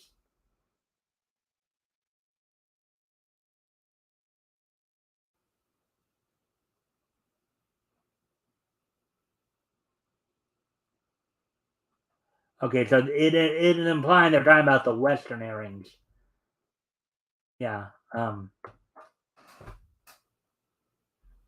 they're implying the Western airings. Um, all right.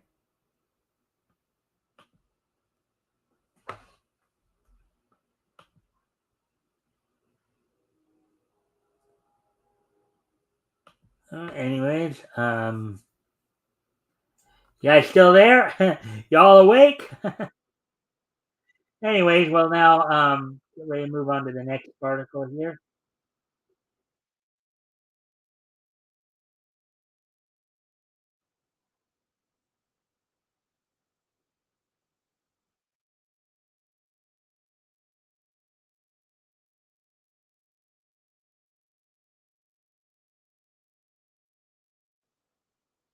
So, uh, color 40. What's the good? Good. All right. So let me see.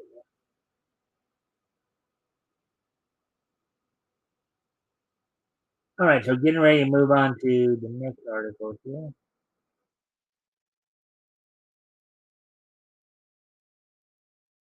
Okay. So here's the next. Segment. Let's see. Yeah, we got two more anime articles, then we're gonna do another comic article, and then we'll do Well, this one is probably even could be considered more manga than. All right, so here's the next article we're looking at.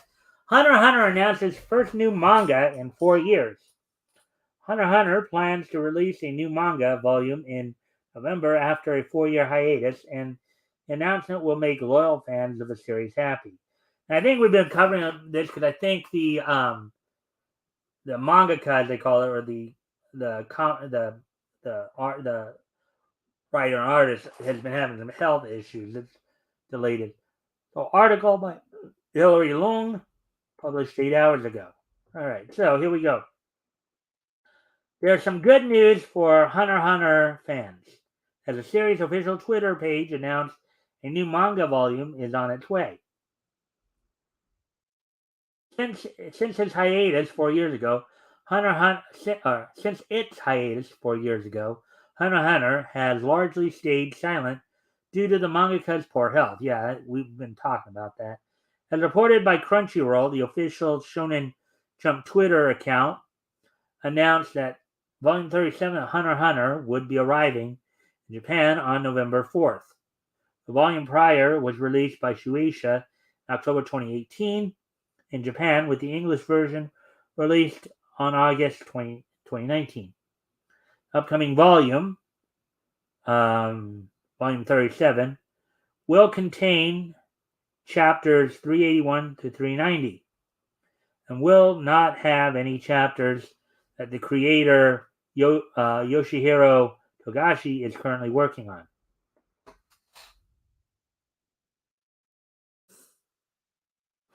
Togashi joined Twitter in May to update fans on the series and had amassed millions of followers. Shortly thereafter, in July, the mangaka announced that he had resumed drawing panels for the Hunter x Hunter chapters again, completing the draft for the first 10 chapters, thus sparking new hope for fans who have been waiting for years. Only very recently, in early September, has Togashi updated his progress, revealing the next volume is nearly complete, except for a double-page spread. Yeah, we've been talking about this guy, basically he had some health issues, particularly with his hip. So. Rick, let's see, what do you have to say here? Not at this time. I'm trying to be on Monday, Wednesday, and Friday.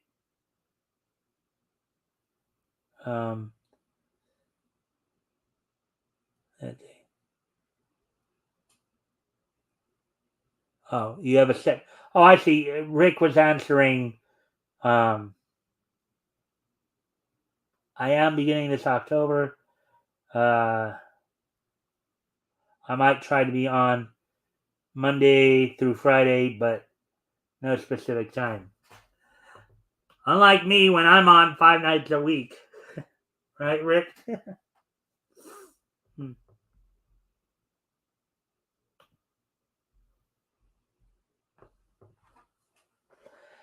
This isn't the first time Hunter x Hunter has been on extended breaks due to Togashi's back problems. The series went on a 2-year hiatus from 2014 to 2016, returning for 2 months before it went on another hiatus for another year. This pattern went on until it was decided in 2018 Hunter x Hunter would take another break, but this would be the longest thus far, clocking in at 4 years.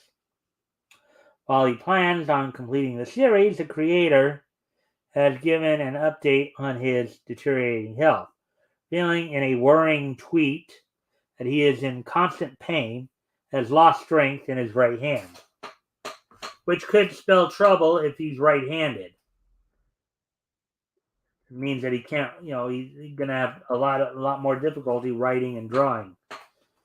Serialized and weekly Shonen Jump since March 1998, Hunter x Hunter follows a young boy named Gon Freaks, who goes on a journey to find his father, who abandoned him when he was a baby in order to be a hunter.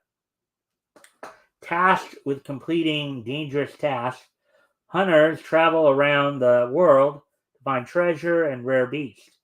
In order to find his father, Gon must go through the perilous hunter examination, where most examinees wind up handicapped or dead. Yeah, but it is a good thing to watch. During the manga serialization and subsequent hiatuses, Hunter x Hunter was adapted into an anime twice. First time in 1999 and rebooted in 2011. Madhouse produced the 2011 version that ended in 2014 with 148 episodes. The series can now be streamed on Netflix in 104 countries as of September 1st, thanks to a deal with streaming platform made with Japan's Nippon TV. Now, mind you, the first series, the 99 series, only ran 50 issues, but again, that's one of those issues you run into when you have a series that isn't complete. You have an ongoing series. Again, that kind of happened with Naruto too. That's why you had those filler arc for a good portion of the latter part of Naruto there, because you needed the manga. You need to give the manga time to get back ahead of everything. The print version of volumes 1 through 36 are published in English by Viz Media. Fans can also read it digitally through the Shonen Jump app. There is no information regarding the release of the English version of volume 37 at this time. Okay, so we have one more anime article to go through, then we're going to do a couple more articles, one comic and one animated, one cartoon basically article, and then we will start to wind things down a bit. Yeah, I did the specific time 5 days a week for like 3 years. Yeah, I can understand. Yeah.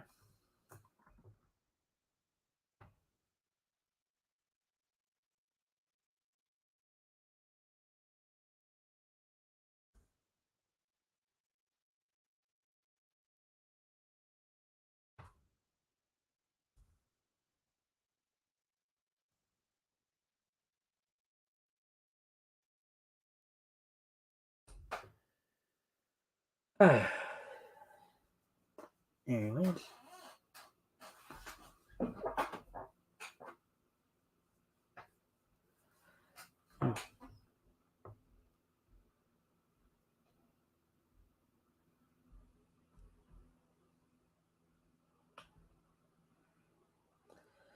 All right, so I'm getting ready to move on to the last anime article here.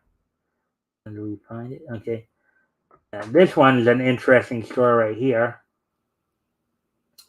All right, Mob Psycho 100 voice actor quits over union dispute.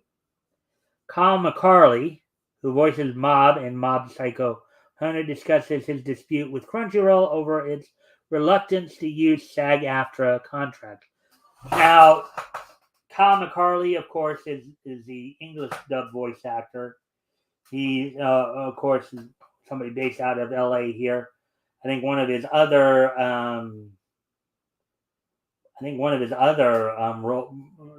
roles of late has been as the older Iruka Umino in the Naruto Next Generation series. He took over the role, I think, from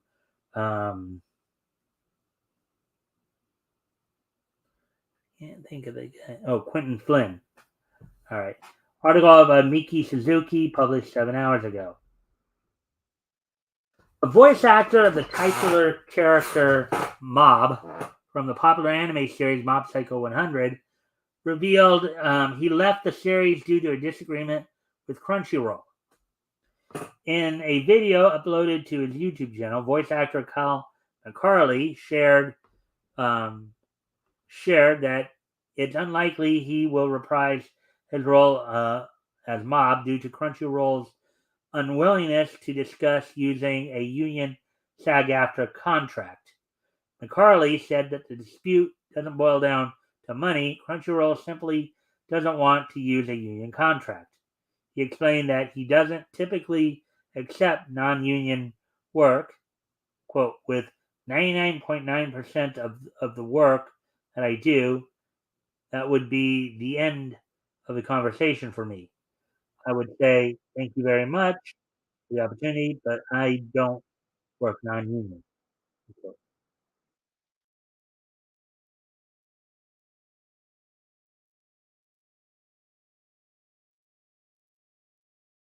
McCarley kept an open mind regarding contract negotiations with the help of his castmates. He said, "Well, but with the help of my castmates, who I've been in close contact with throughout these negotiations, I was able to see an opportunity here. Crunchyroll has historically been very, very hesitant to take anything that they produce onto a SAG-AFTRA contract. And just because the role that I have in this particular show and this particular show's popularity with you guys, it seemed like maybe there was an opportunity to change that." Unquote. He went back to Crunchyroll to discuss working on the show non-union, with the caveat that they agreed to meet with SAG-AFTRA representatives to discuss using a SAG-AFTRA contract. Now, for those of you who don't know, SAG-AFTRA is basically the actors union, or one of the actors union. I think it's the SAG part stands for Screen Actors Guild. I don't know exactly what the after part is, but it's basically the actors union, or one of the actors unions, on future productions. McCarley states that his only hope was a good faith agreement to discuss the matter on Crunchyroll's terms. He wasn't expecting Crunchyroll to guarantee using SAG-AFTRA contracts in the future. Unfortunately for now, Crunchyroll seems unwilling to meet McCarley halfway, leading to the bombshell that he likely won't return to voice Mob in the upcoming season. Quote, as far as where things stand right now, Crunchyroll's big corporation, there's a lot of people that need to weigh in on a decision like this, most of whom I have not spoken to. But all I needed them to do was agree to a sit down and have a conversation. And it seems like that's not something that they want to do. Unquote. Mob Psycho Season 3 may lose other voice talent. Now, Carly, this this could be an issue a little bit more down the line because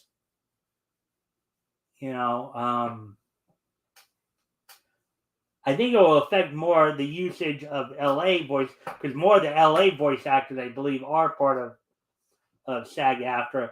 I don't know if there are many in Texas that are part of SAG-AFTRA,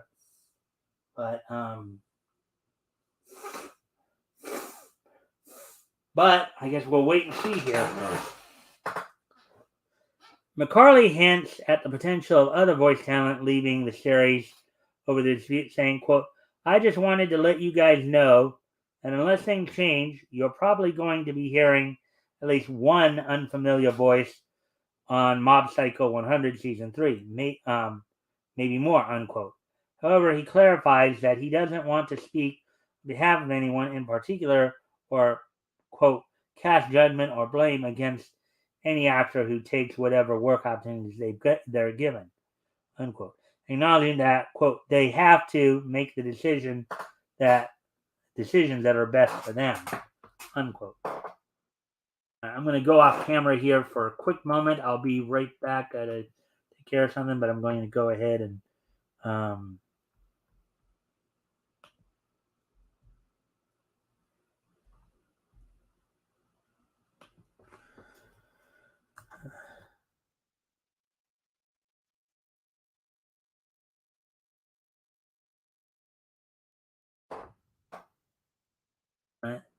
anyways, I'm going to, as I said, go off camera here for a quick moment here to I'll take care of something real quick. I'll be right back.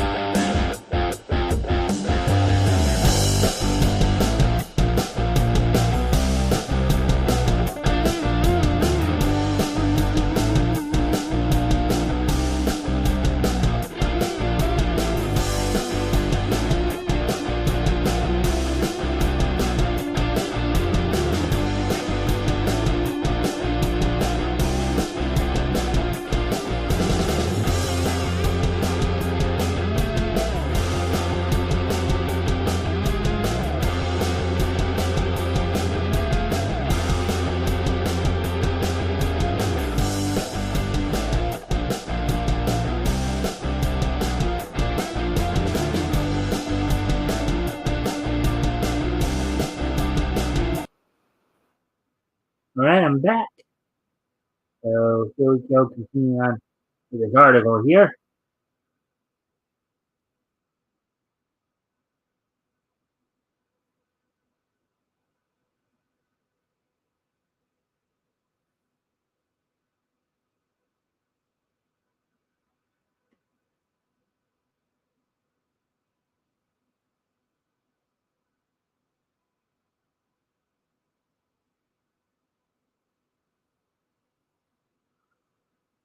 Yeah. Carly wrapped up his video by thanking viewers and fans. Quote, "Thank you guys so very much for your support. I love you all, and I hope the next time I talk to you, I will have some happier things to share." Unquote. Mob Psycho 100 season 3 will pick up where season 2 left off, with Mob accidentally growing a giant broccoli in the middle of the school. Anime's third season will release in Japan on October 5th, 2022. Plans from Crunchyroll to stream it in North America. As for how many familiar voices fans hear when the English version is released, only time will tell.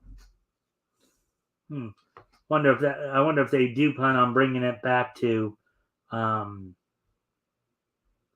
Wonder if they do plan on bringing it back to.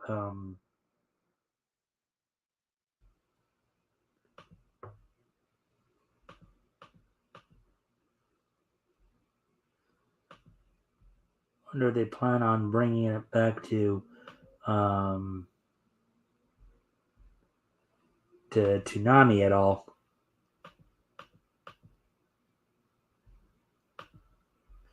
All right, so now we're gonna head over to the other comic article that I was gonna look at tonight. I read one comic article earlier, at the very beginning, the Ethan Van Sciver article. If you guys want to go back and check that out after the show here, you watch some of the early parts of the show. Anyways, we have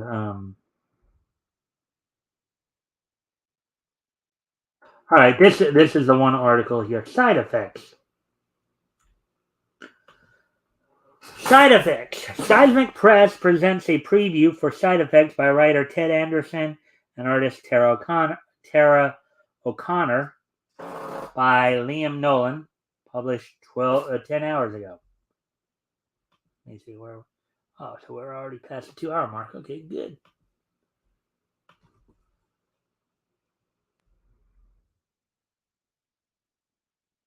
Side Effects. Seismic Press, $17.99, 128 pages. Wow, that's a big book.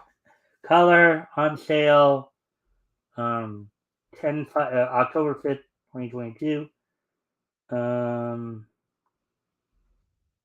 This is a graphic novel or what? Writer Ted Anderson, artist and colorist Tara O'Connor, lettering done by Dave Sharp, cover by Tara O'Connor. Hannah doesn't want to be a hero. She just wants to be well. Hannah is dealing with a lot in her first year of college. And to make matters worse, she's also battling her own brain. in the form of anxiety and depression. Fortunately, her therapist has put her on some meds to help. To help. Those meds cause some unintended side effects like sleepless nights, pounding headaches, or in Hannah's case, superpowers. Oh wow! Ah, talk about the ultimate antipsychotic, right? Or antidepressant. Take these pills and you will become a superhero. Actually, that's not quite far fetched because as many of you might remember, both the case there's a number of cases where some heroes would take pills or chemicals to become superheroes. Most notably for Our Man, Blue Beetle, and some of his earlier adventures as well. Let's see who else? Who was another one? One other I know of as well that did that. Oh yeah, Doll Man for a while there. Doll Man, well, being a pharmacist and stuff like that, as well as Rex Tyler, Daryl Dane, sometimes he'd inject a serum, sometimes he'd take pills in order to shrink down to the size of a doll and retain the proportional strength of his original size. So anyway, now on top of juggling tests and dates, Hannah has to deal with occasionally shooting lightning bolts from her fingers or reading her girlfriend's mind. Maybe she's supposed to be a superhero, but all she wants to do is make it through the year in one piece.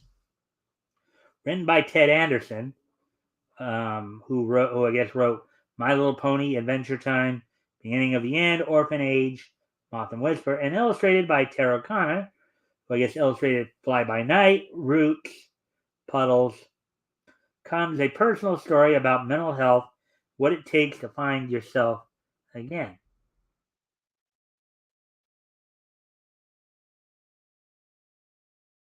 Look at that.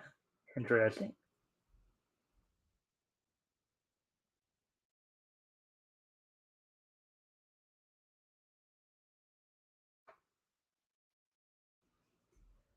My guess is that superpowers are a little more random too. Okay.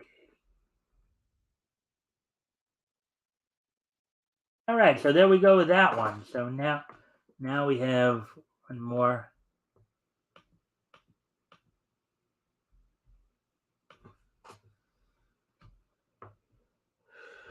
Now we have one more article we're going to look at.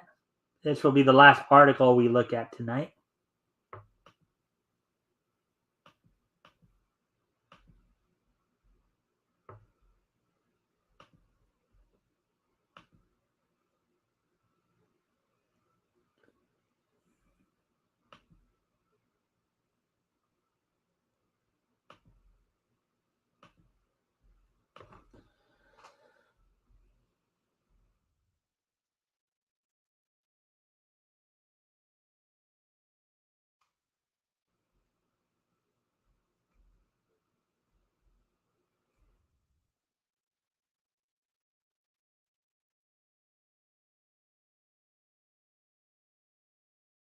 About it soon, I think. Oh, there we go. There's the article. Cyborg's longtime voice actor wants to play the character in live action. Corey Payton, who voices DC's Cyborg in over 30 different animated projects, is interested in playing the character in a live action adaptation. Article by Jack Balta, published 13 hours ago. So there you have his animated form from Teen Titans Go. There you have the man himself on the right there. On the left is the animated form. On the right is, of course, the man himself. And Kari Payton also had a guest shot on Justice League as well as one of the one of the one of the members of the Royal of Joker's Royal Flush Gang in the Wild Cards episode. So, anyways, Prolific voice actor Corey Payton revealed that Cyborg is the character he would most want to play in live action, of having voiced the animated version for nearly 2 decades, starting in 2003 Teen Titans. In an interview with the movie Dweeb, Payton was asked which character he would choose from his past animated roles playing a live action adaptation. So, Cyborg. He's going to be an older cyborg, but cyborg. The actor admitted. He then opened up about his love and gratitude for the character. Quote, I feel so lucky, man. When I was a kid growing up, I read Cyborg in the comics. And then to audition and get that part. And after 20 years, there's so much of me in the character, unquote. Peyton admitted that when he initially got the role, he was, quote, so over the moon, unquote, because he had never had a job that gave him so much freedom. It was his big break in the voice acting business where he learned that, quote, it doesn't matter what you look like if you can find a voice, unquote.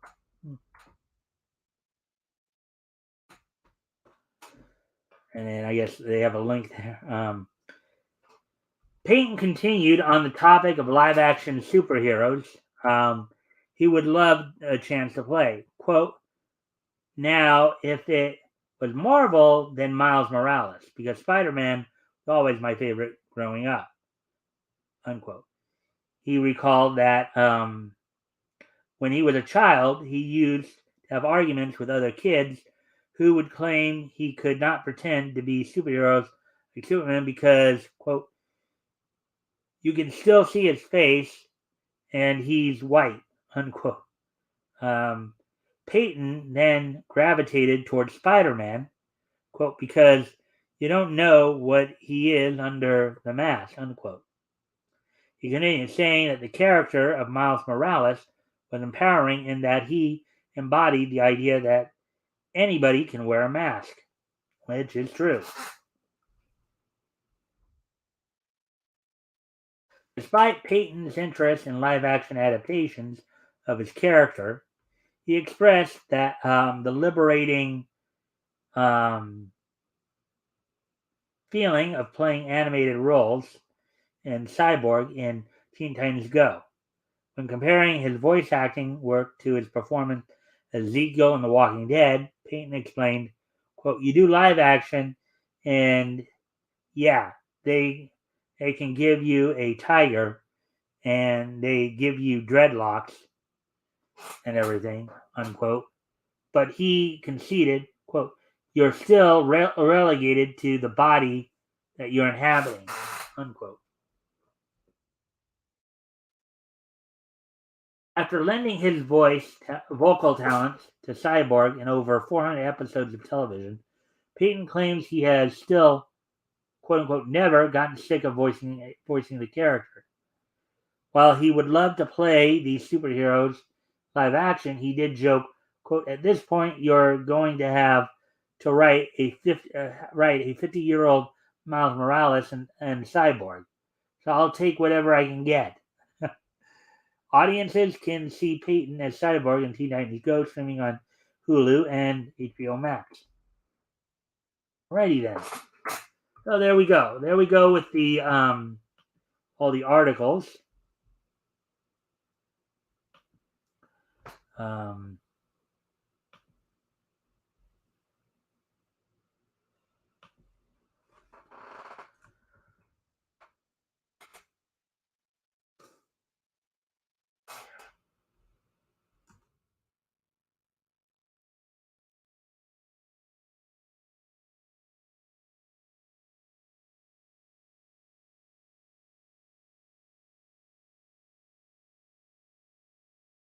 we were kung fu fighting.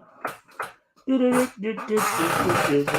was fast as lightning, and it's a little surprising.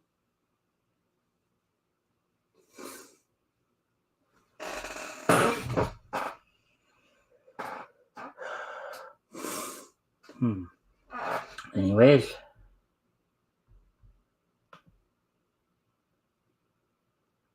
Now as we're... Alright, so anyways.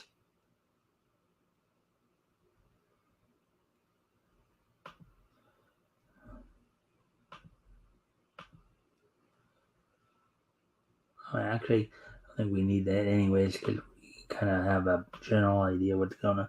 All right, so we're past 2 hour mark. So that's a good thing. But so we'll start to wrap things up a bit. First off, we're going to do the wrestling wrap up here. Just some basic WWE and AEW news. So, basically on last night's Raw, said it was a pretty good show overall. Still believe Alexa Bliss needs her promo work, but you had a good opening, good main event matches in terms of the match quality.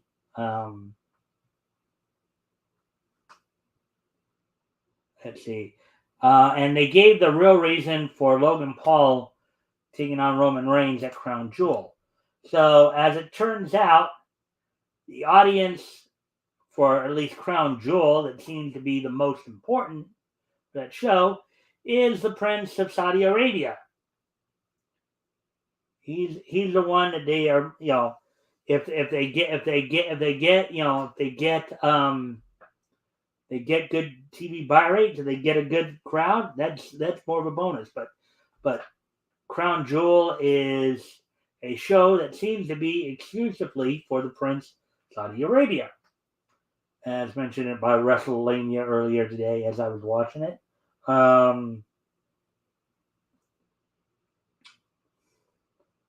me see now.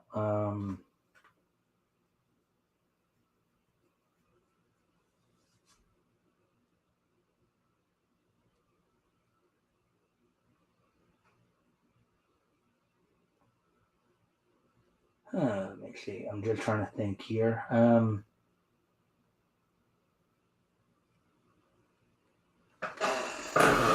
Yeah, so that seems to be the case there. They also dropped some hints of when Bray Wyatt might be coming back. They're dropping hints here and there over it. Could be as early as this Friday. So, but that's been all the WWE news for you. So now AEW, of course, tomorrow night, as we mentioned, tomorrow night is the Dynamite's Grand Slam event, and you have like five title matches, as they're going to be crowning, of course, a new AEW World Champion. This is not going to be an interim champion; it's going to be an actual champion, as title was stripped from CM Punk for his actions after All Out, as we've been covering that story for a while. It'll be battle of two members of the Blackpool Combat Club in Jon Moxley and Bryan Danielson. They'll be taking. So Moxley will again be going for becoming the first 3-time AEW World Champion. Danielson will be looking to get his first AEW champion. There's some people who are speculating that maybe they might put the title on Danielson because of his relationship with New Japan. In fact, he wants to work Japan, and it would be a good liaison. We've talked on RJ's channel. We talked about the last couple times open mic on his channel, where James and I talked about the idea of your world heavyweight champion being the face of your company. So you got that match going on. You got Claudio Castagnoli defending the Ring of Honor world title against Chris Jericho. Yeah, Swerve in Our Glory will be defending the AEW World Tag Titles against the Acclaimed. In a fatal 4-way match for the AEW Women's Champion, Toni Storm will be defending against Athena, Serena Deeb, Dr. Britt Baker. And then Pac will be defending the All-Atlantic title against Orange Cassidy. So that's what you have to look forward to on tomorrow night's Dynamite episode. So with that, we can start to wrap up here a little bit on the main set. So Today being Tuesday, September 20th, 2022. Why don't we go ahead and take a look back at this day in each history? History! Let me just make some reviews here. 1962, 82.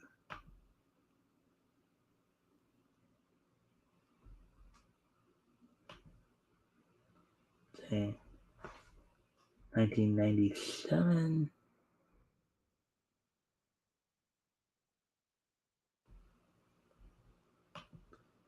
And 2017, I believe. All right, so here we go. Go ahead and get started on this day in each history.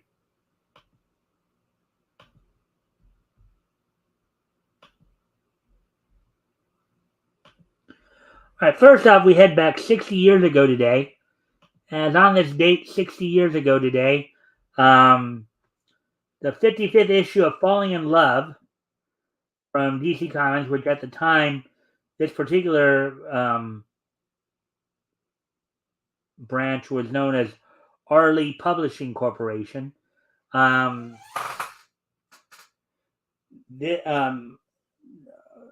Falling in Love number 55, which is more of a romance type comic, went on sale on this date back in 1962.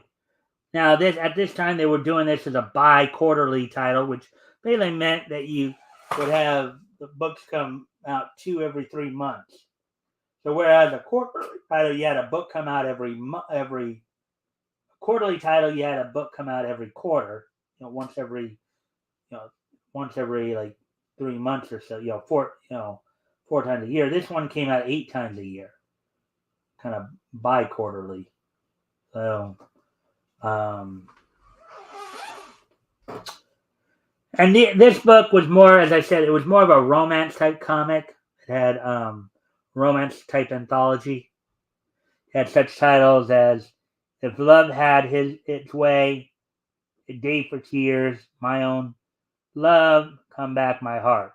So this is more in, and basically throughout from the late 40s into the early 70s, a number of companies were actually publishing, aside from the superhero lines, you had your superhero line, you had your Western lines, you had, your Western features, you had your slice life humor. You also had, romance comics at this time that were real popular at this time. So that was something to really get into.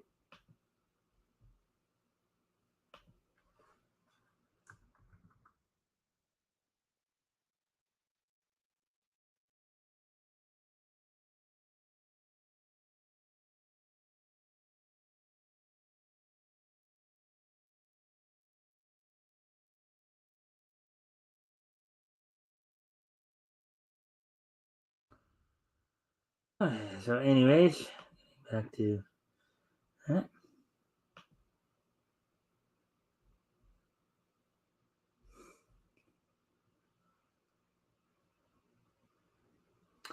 All right, so there we go with that one. So that happened 60 years ago today. 55th issue of Falling in Love went on sale from Harley Publishing Corporation, which would later become a part of DC Comics. So moving on to the next piece in each history. As on this date in 1982, 40 years ago today,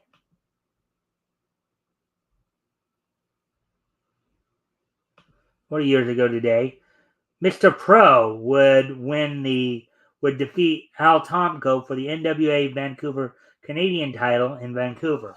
So this is still when, of course, the Vancouver territory was still part of the NWA. So on this date, Mr. Pro defeated Al Tomko for their version of the NWA Canadian Heavyweight Championship. So there we go with that one. Anyway, you move on to the next piece in each history.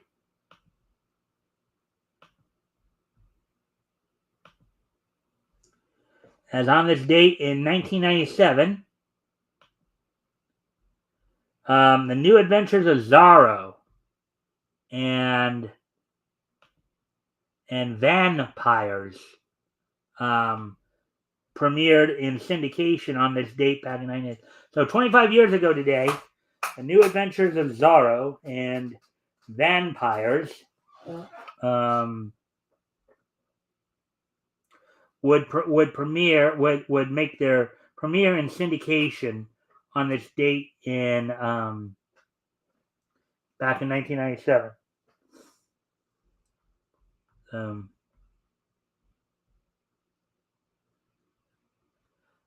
Getting ready to finish up here. Hello, third person. Hopefully, just came right on for at the end here for this day in each history. On this date, 5 years ago today, in 2017, the PA Works Sakura Quest premiered on this date in 2017, 5 years ago today. This date 5 years ago today, Sakura Quest from PA Works premiered on this date. So there we go with that one. All right, so I thank everybody for being here tonight. Hope you guys have a good week. Hope everybody will be back here tomorrow night for more Niche News. And don't forget, this Friday, of course, I'll have Timothy Olsen on with me as we continue our look through May of 1939. Looking back to comics that went on sale at that time. This week we'll be focusing in on Fox Feature Syndicate. To that point, of course, I've been publishing Jumbo Comics. I believe it'll be Volume 1, Number 9, I believe. We'll be reading, of course. Oh, wait, I'm sorry. Not Jumbo Comics. That's Fiction House. Actually, this week will be Wonder World Comics, Volume 1, Number 3. That's the one we'll be looking at.